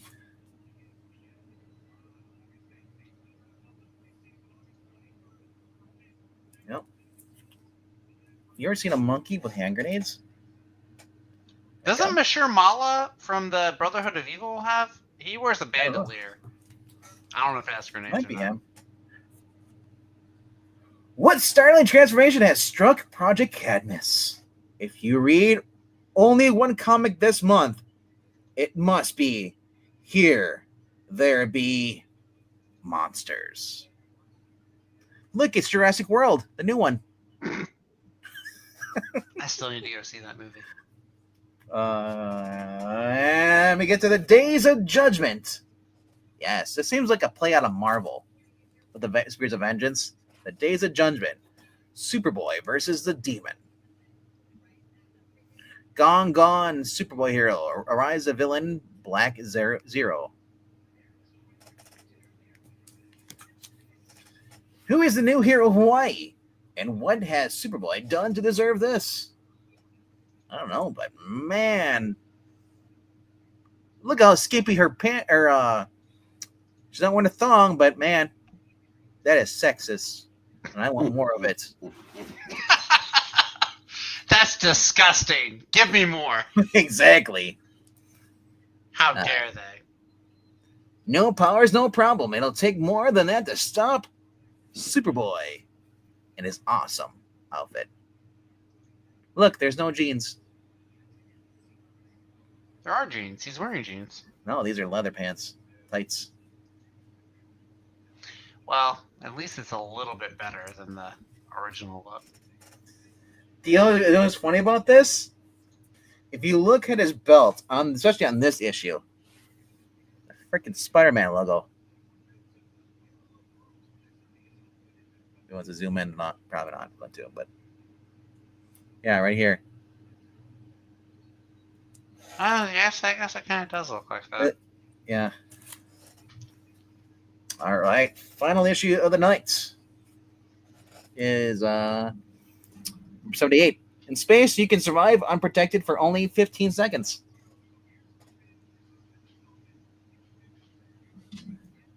Oh, those poor moloids. I prefer these dramatic covers, man. These are fun.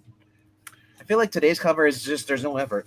Pre-crisis DC, there was an issue of Green Lantern, I think it's 162, where this fat kid that's in space with him, I'm not sure how he got in space, also gets sucked out of the spaceship into space, and Green Lantern can't do anything to save him, and then they just watch him basically like explode. Oh no! Which was really kind of graphic for a kid's comic at that time. Yeah, that's something. So this week's comics video sponsored by Pringles. Oh, beer can chicken. Disgusting. I'm gonna try this for the very first time. I have not tried it yet. Godspeed, Venkman. So limited edition. Not and for me. And Brain, you have to live vicariously through me because you're never gonna see this on any of your shelves. Yeah, really. You only get you're like, what do you have over there? Just cheddar and that's it? There's a lot of flavors that we haven't gotten yet. Yeah. Ooh. I'm disgusted. I am queasy. I have to look away. Did you know they're doing a Fantastic Four Gargoyles crossover? Oh, God, this is horrible.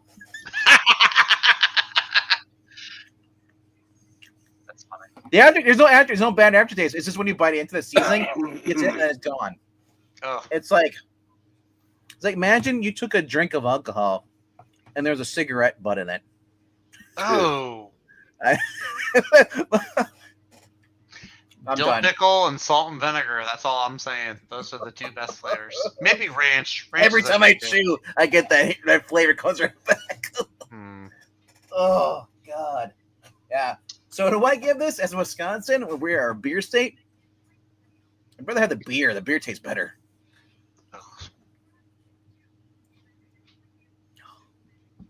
Yeah.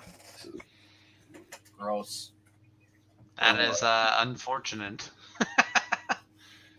Yeah, I'd rather have you than me. Why don't they have the Mr. Yuck sticker on there instead? All right. That's it for this week. Unless you guys got other stuff you want to talk about. Not really. particularly. I need to finish packing. I'm leaving early in the morning for Florida. You go to Florida for vacation? Uh-huh. Panama Aren't City you literally Beach. on like a state that has a beach? Louisiana does not have a beach. If it does, it's trash. There's a tiny little island, Grand Isle, that some people like to pretend is a beach, but it's not a beach. It's literally isn't like you're on the coast, right? Louisiana. We're on the coast, but it's all marshes and swamp and stuff. Like there's no beach. You can go. Mississippi's got kind of a nice. You gotta get yourself a fan boat, bro. Go on the bayou. No, I would not go out in the bayou. No, so I'm going to be in Panama City starting tomorrow and going all the way through. What day? Not this coming Sunday, but the Sunday after. So there is the 17th. So I will probably not be here next Tuesday or Thursday. I will definitely not be getting my books next week. So I'll be I may be in the chat. I may be able to pop up, but I know StreamYard does not like my phone. So are you gonna update your Facebook banner then photo? What do you mean? Once you go on vacation again, you're gonna take a new photo? Oh, maybe. Depends if I get a nicer picture. Are you going by yourself or with your parents? It's a family trip. Yeah, be sure when you post your stuff online that you put your current address on there so yeah, right. Yeah, the thieves know what houses to break into. People know that. Yeah, right. Over here. Yeah, you think is he coming along or is this a family only? She might be able to the last couple of days. She has a state government job though, and they're very picky right now with the time off that she can take. The Doge department has as much as I love Doge, they're really doing a number on her job, and it is. Well, they got rid of like 800,000 or 300 people that basically weren't doing their job whatsoever. Yeah, well, now because they did that, now the people who do their jobs, they don't get any time off. But here's the thing, though. It's like I don't think much has really changed because the fact if those people weren't even doing their jobs, it should be the same load of work you're doing before. Should be, but at least while they were there, you could make the case. Well, while this person was here, they could theoretically have stood in. I do agree with Jackson. It is a good thing she still has a job. That's true. That's on. But she's also a good employee. She'll do work and stuff.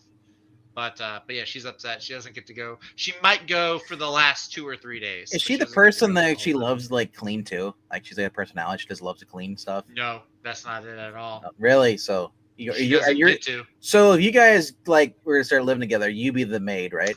I'm gonna be doing a majority of the cleaning because I work from You home. will be Felix, and she'll be Oscar. I am. Except she's not smoking cigars and stuff Not like that. yet. But yeah, not yet. But no, I Hey, will you missed a definitely. spot, babe. It'll be a very odd Felix and Oscar, but it will be a Felix and Oscar. she's you go to dust under her. Here, put a coaster under your cup. Oh no, I don't care about that. But all right, tomorrow. Zach, baby, pick up my Chesterfields for me, will you? Alicia, how did you get in this apartment? Zach, you've been reading Absolute Superman, have you? I have. I have the latest issue. I have not read it yet, but I have it. I've been catching up. I've been going the high seas and catching up on both. I've only read up through issue 9. I've not read this week's issue of Absolute. So you read the Brainiac issue. I read the Brainiac issue. What happens to Peacemaker or Chris Smith and stuff. Yeah. I gotta say, between Jason Aaron's writing Superman, Scott Snyder's writing Batman. Batman's kicking ass over Superman. Batman, it is a little bit more. It's a lot more wild and trippy. And here's the why. Here's the major reason I have that really turned me off this last issue. This was page 17. To defund the Peacemakers. Can we not do the defund the police? Get that crap out of my books. Oh, don't worry, Batman fans.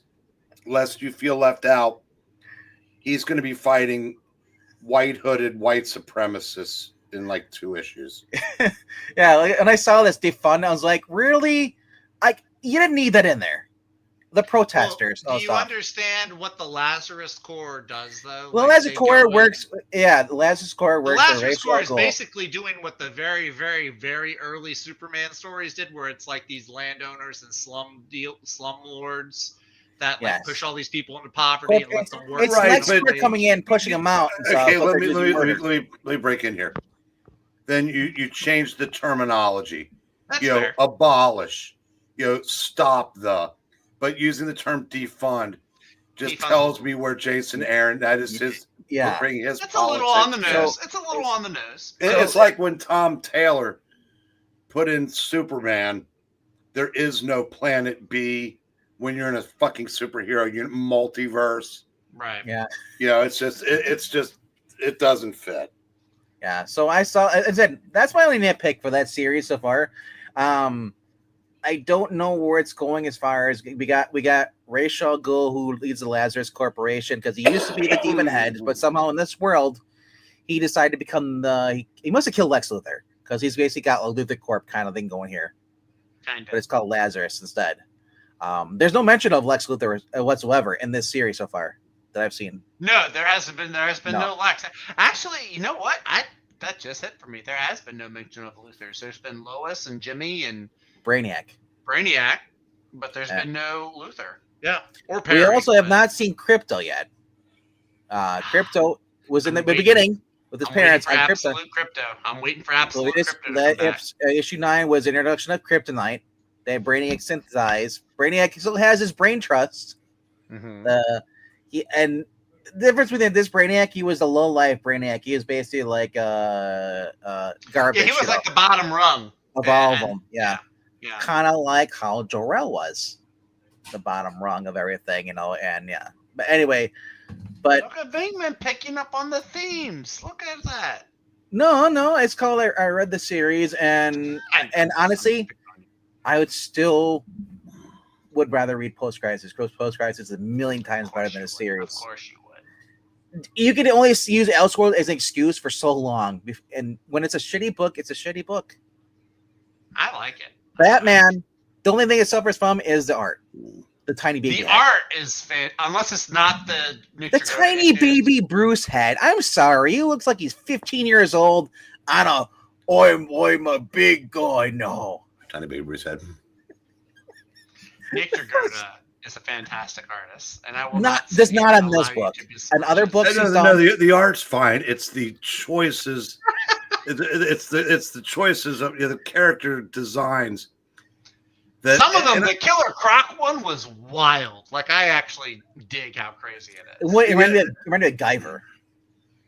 Okay, yeah. When Batman's riding Killer Croc, I mean, wild. it's not. I mean, he's not. He's just a croc.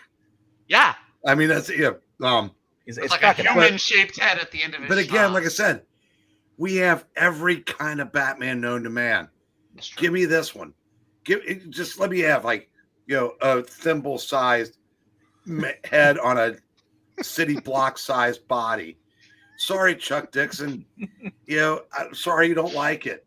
So, but I mean, it's just but again, the criticisms become valid when he's fighting the white nationalists because, Scott, I'm sorry Trump won, but get the fuck over it and don't let it bleed into something. You've got a really good thing going here. I promise you, defund is going to cost that book some readers. So fighting white nationalists is going to cost absolute Batman some readers. Why can't DC ever stop shooting themselves in the dick? It's almost the only dick they like is the one they neuter. No, DC's proven they like dick a lot. No, I'm just saying. Are they contractually obligated? I mean, if there's never going to be a better time to legitimately pass Marvel, in market share, because Marvel is terrible. Well, this is what I said. I said they're killing the one line anybody gives a shit about. DC has a lot of issues, but I just laugh because they're putting out older books that are way better than any of the material that's come out. Yeah, that's great that they're doing that. But I'm talking about the market share involving the new comics. I mean, they're already crushing Marvel in sure. trades. I'll give them that. But even their newer stuff, comparing it to some of the older stuff, it's like my thing is like you lost a lot of the people that were buying this. They have gone. They're out of the hobby now. They left Batman and Marvel and DC. There's only maybe a few strikers left. And it just when I put these books out, I was like, do they think that they're gonna reach new readers? Because new readers are not reading this old stuff. And if they read the old stuff, they're not gonna read the new stuff because they're gonna realize, why the hell am I buying this new stuff? I disagree. Okay, I'll tell you what those are for, more so even than attracting new readers. In the record industry, new music doesn't sell anymore. But that 15th different way that Black Sabbath releases Paranoid with that one alternate bonus track where Ozzy threw up into the microphone on War Pigs. I can't see collectors going back and buying that song. And people will buy it again and again and again. Mm-hmm. There are people that own Marvel stories in an omnibus, in a Masterworks, in a Epic collection, in a trade. Good night, Jackson. I mean, it's just it's repackaging. Oh, speaking and selling to the same people. Speaking of omnibus, so they had that Superman omnibus that came out this week. Dan Jurgens. I'll be picking that up next week. But I mean, to Breen's credit, I mean he's kind of right. I have like 3 different collections. I have 2 different collections that have New Warriors #1, and I have the issue. The difference is that you're still in the hobby. You're still buying new books. I'm talking about the people who've kind of fallen off and stopped buying. I don't see them. They will come back for this stuff. Just like I said, there are people that will buy, 15 or 5 different versions of a Beatles record or whatever that don't buy new music, but that's where you get them. So, and if it attracts new, more's the better. But I think it will, because I saw Wes did a video on this. The DC ones are perfectly sized to fit next to people's they're definitely going to attract. My question is though, for Breen though, do you know people like in the fossils that are not buying new books that are still going to comic stores? Yeah. Because some are still doing back issues, whatnot. Okay. Yeah, because I feel like the people who left the hobby, they may come across it at Barnes and Noble if they shop there. I don't know. Maybe, so there's, but granted, it's harder to reach those people. But most people, even a lot of people have left the hobby, still keep an eye on it. I don't know. Maybe not the way they used to when they were actively buying. But when I left comics, so like 2015, 2014, when I left the Red New 52, the only time I saw comic books was at Barnes and Noble. those graphic trades. But and I that's the checked other them out. thing too. Is I don't think people who say they're quitting comics necessarily stay away for. I think they come back at some point. Like I said, I didn't go to comic book stores. I left. I stopped going to comic book stores because there was nothing for me to buy. You go back now, though. So I went back in 2019. Yeah, you've changed your mind. So what changed my mind wasn't just people who quit comics. What changed my mind? What changed my mind is not because I saw something like this in a Barnes and Noble. I see it all the time. It doesn't mean, My point. Now I'm going to disagree with you, Zach. A lot of people, that's fine. Once they're gone, they're gone. I mean, diminishing numbers prove that. They lose more readers than they replenish them with. So it's almost like you're managing the decline, which is what the industry's been doing for the last 15 years. The only reason I got bad at comic books is because I discovered I was looking up a Link Card cover because I want to know, because when I went to cut comics in 2000s, no one really stood around and discussed, what books they're reading and stuff. It wasn't that community like there was in the 80s and 90s. No, because YouTube didn't exist in any. Yeah. So I was I got in the shop. I get my books and I left.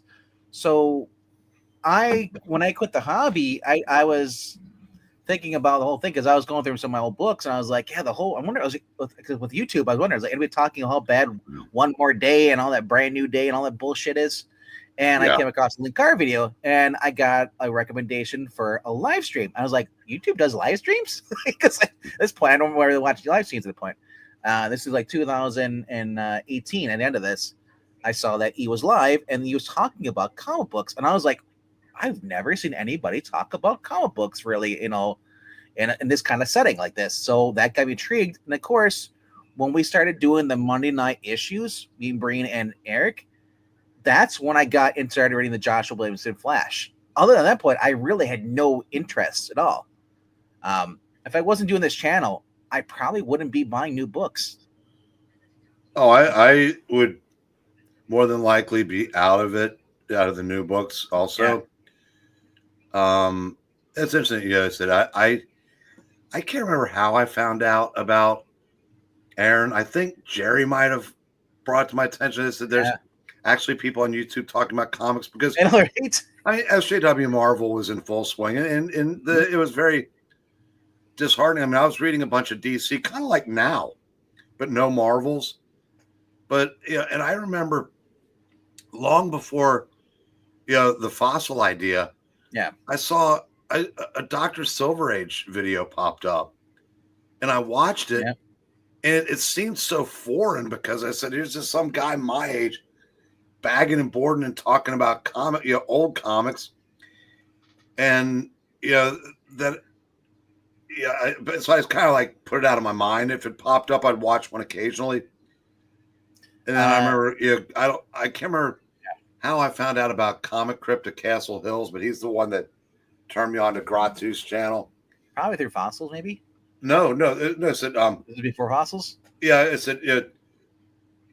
said I came up with that idea because of Mike turning me on to Gratu's channel. Mm-hmm. And I thought, wait a second, it's weird that I tried to put this together, but I needed somebody to host it because I don't do that. So what we learned Mike so far showed up in a what's that? So what we learned so far is that everybody loves comics here, and some other guy has turned us on to other something. Yeah, but, Micah was in the auction chat. Guys turn each other on. Micah was in the auction chat. That's how I got it. Said, brought up to him. It said, would that be something you would be interested in? Because I'd seen one of his videos. Yeah, and he was able to host it. But my main reason for doing it was so I could do a stream with Comic Crypt at Castle Hills, who doesn't live stream. Wow, that's cool. Yeah, I finally got to do like 10 minutes with him about 5 years later. But yeah. Did I read comics as a kid? No. I didn't buy my first comic book till I was like 19 years old. I never had comic books as a kid.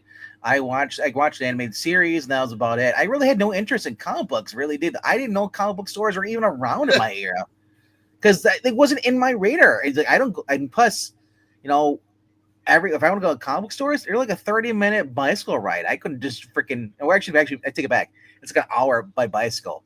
And then once I discovered that they're around there, I was like, I would bicycle there, the backpack. And at that time, I wasn't using banging boards to see those comic books. A lot of let it bang corners. But yeah, I wasn't big into comic books. I watched the cartoons out, and Kind of thought I got a late start. yeah. Rod was buying books in 1967. Literally, yeah, before he was barely old enough to read, he was buying new comics. But my first experience actually sitting down and actually flipping through them was in the grocery store. It was Bartman. The old Simpson books, Radioactive Man, all stuff. Man, I should have begged my mom when I was younger, buy this book because those go for some money. The Radioactive Man, or whatever he's called, yeah.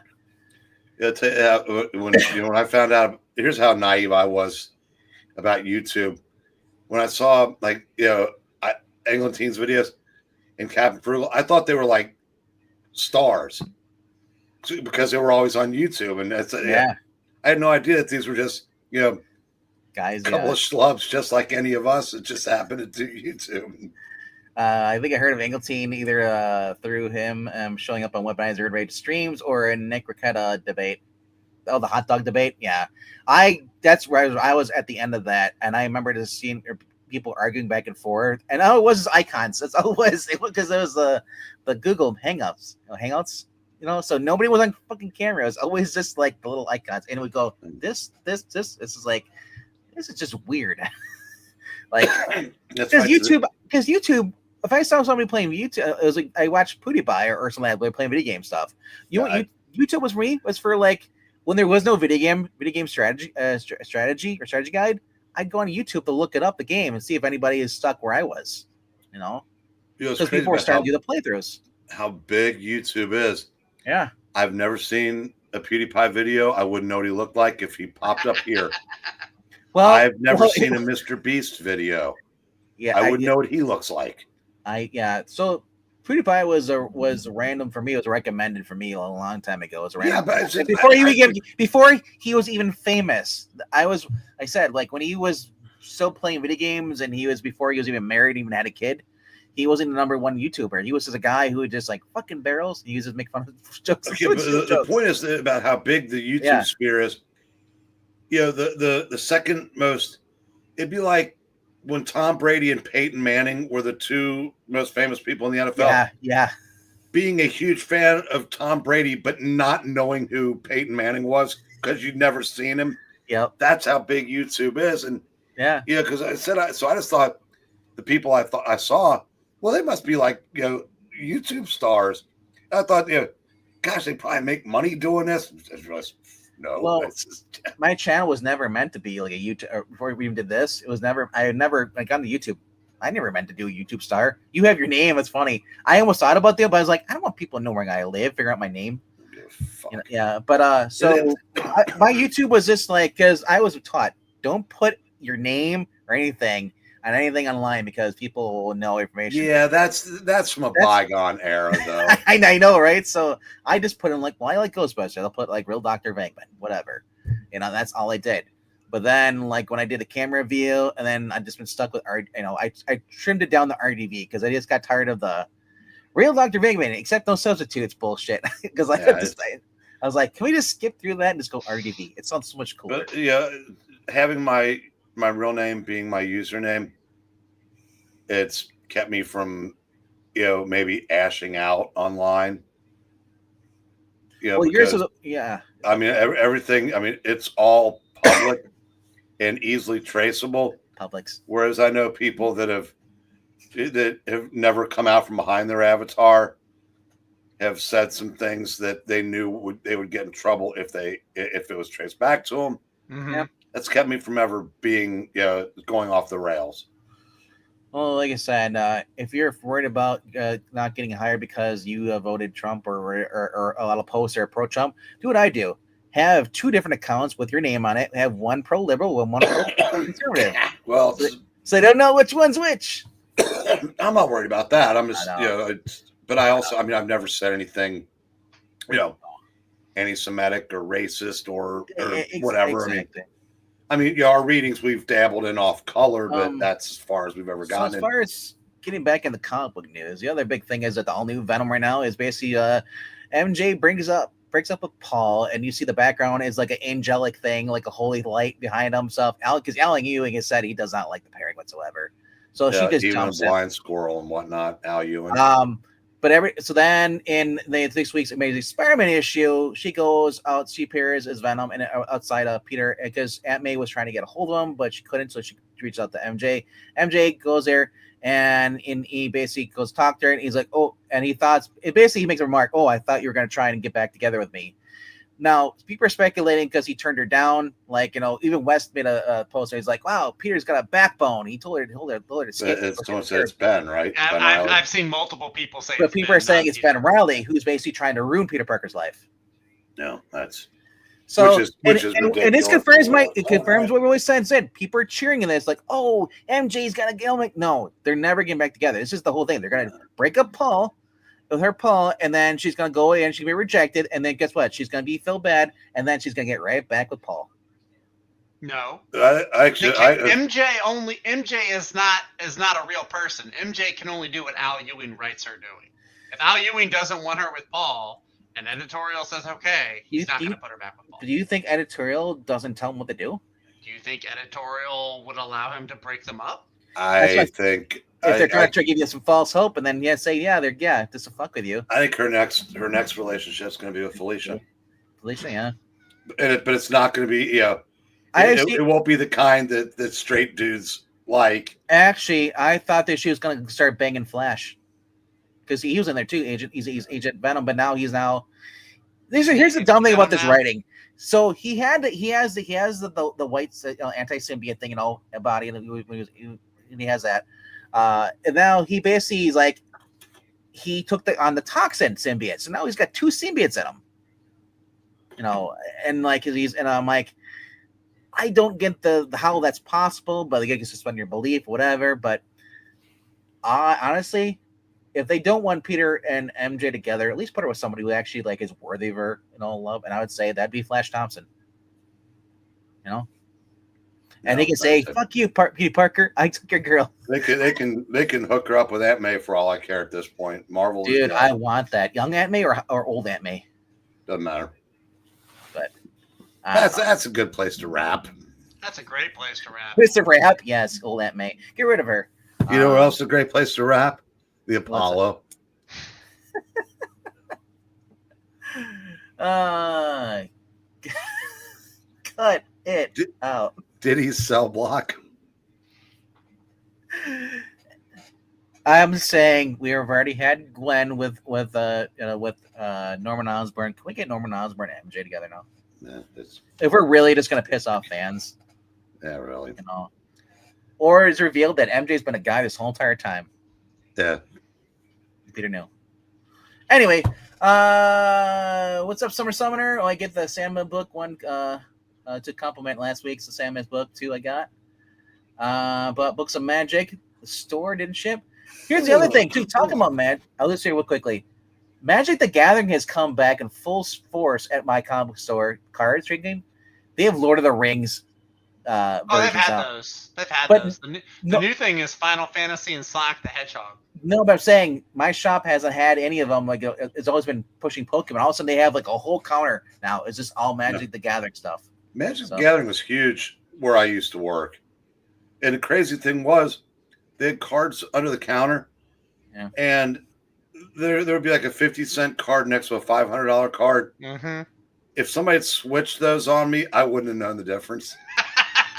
Yeah, the amount that some people charge for those is insane. Henry said he never had a comic book store in my town until 1992, 20 years after I started buying them myself in 1972.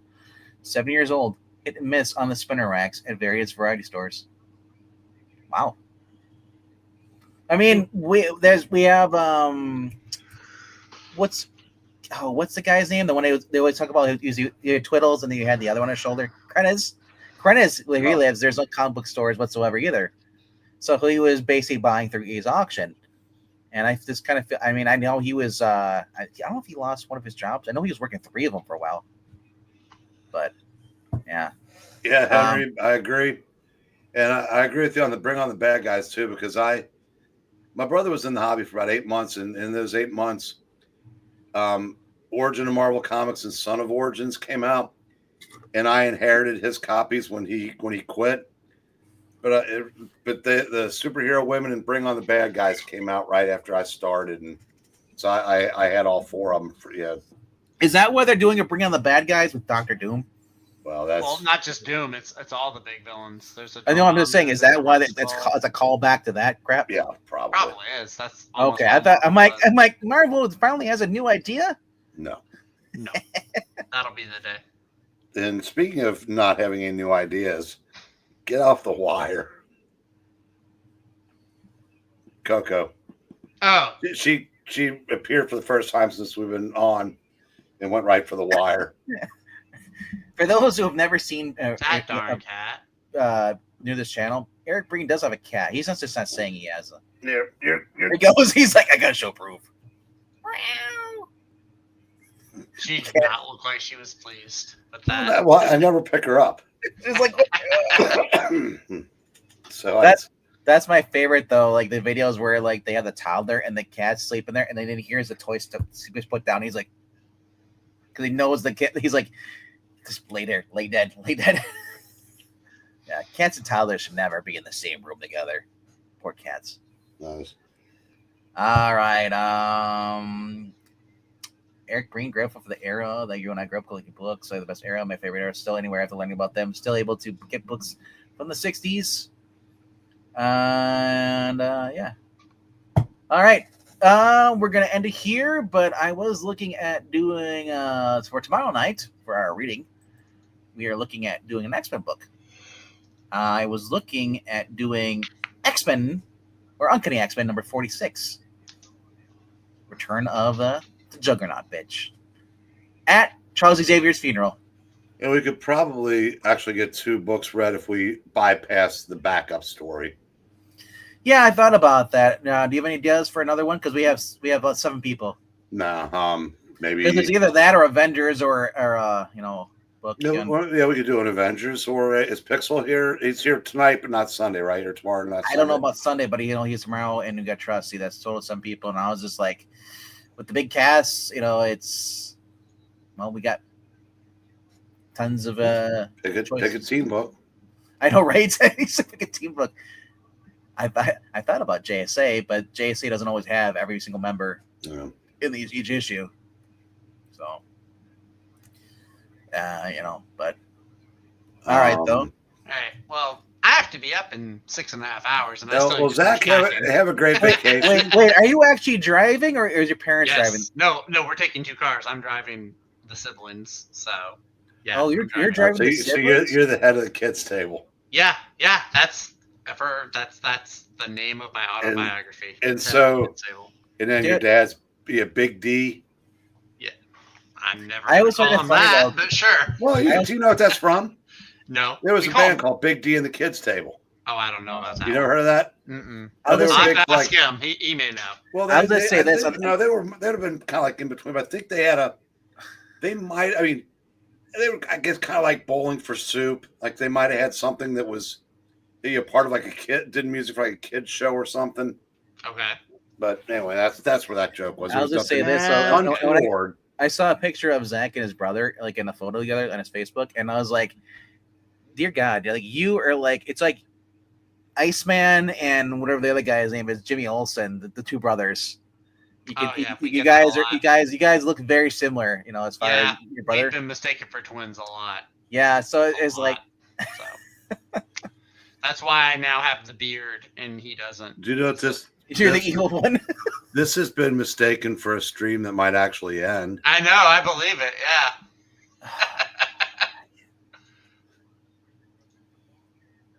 Yeah. Yeah. What will happen first? This stream ends or Coco runs out of places to lick? Well, she's a cat. She's never going to run out of places to lick. No, they are obsessive. Speaking of cats licking themselves, go check out the cover ranking for Millie the Model. And that first 10 minutes, all you see is the cat just licking itself, while we're waiting for Eric or Engeltine. Wait for Engeltine. Not me and not mine, but. All right, guys, do all the fun stuff, do the clicking and the liking, all that fun. Check out the Geeky Puppet Show at Geeky. Geeky Puppet Show, which is right above me. It is one word. We are live on Twitch and also streaming to YouTube. Those aren't watching on Twitch, go over to YouTube. And I don't care if Twitch doesn't like the fact that I'm promoting YouTube on a Twitch stream. They're cracking down, like they're getting mad because people are doing that. Guess what? I get paid by YouTube, not Twitch. So fuck you, Twitch.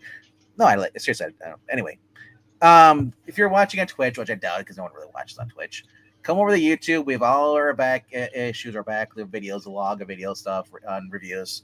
And we'll see you guys tomorrow night around 7 p.m. Central. Good Lord, you drugged this out long enough to where you need a shave. What do you mean? I only shaved like the funny part is I just shaved this like an hour before we went live. So anyway, we'll see you guys later. Good night, kids. Goodbye, everybody. Remember, get some Chesterfields for your mom. And only you can prevent Amy from starting forest fires. That's right.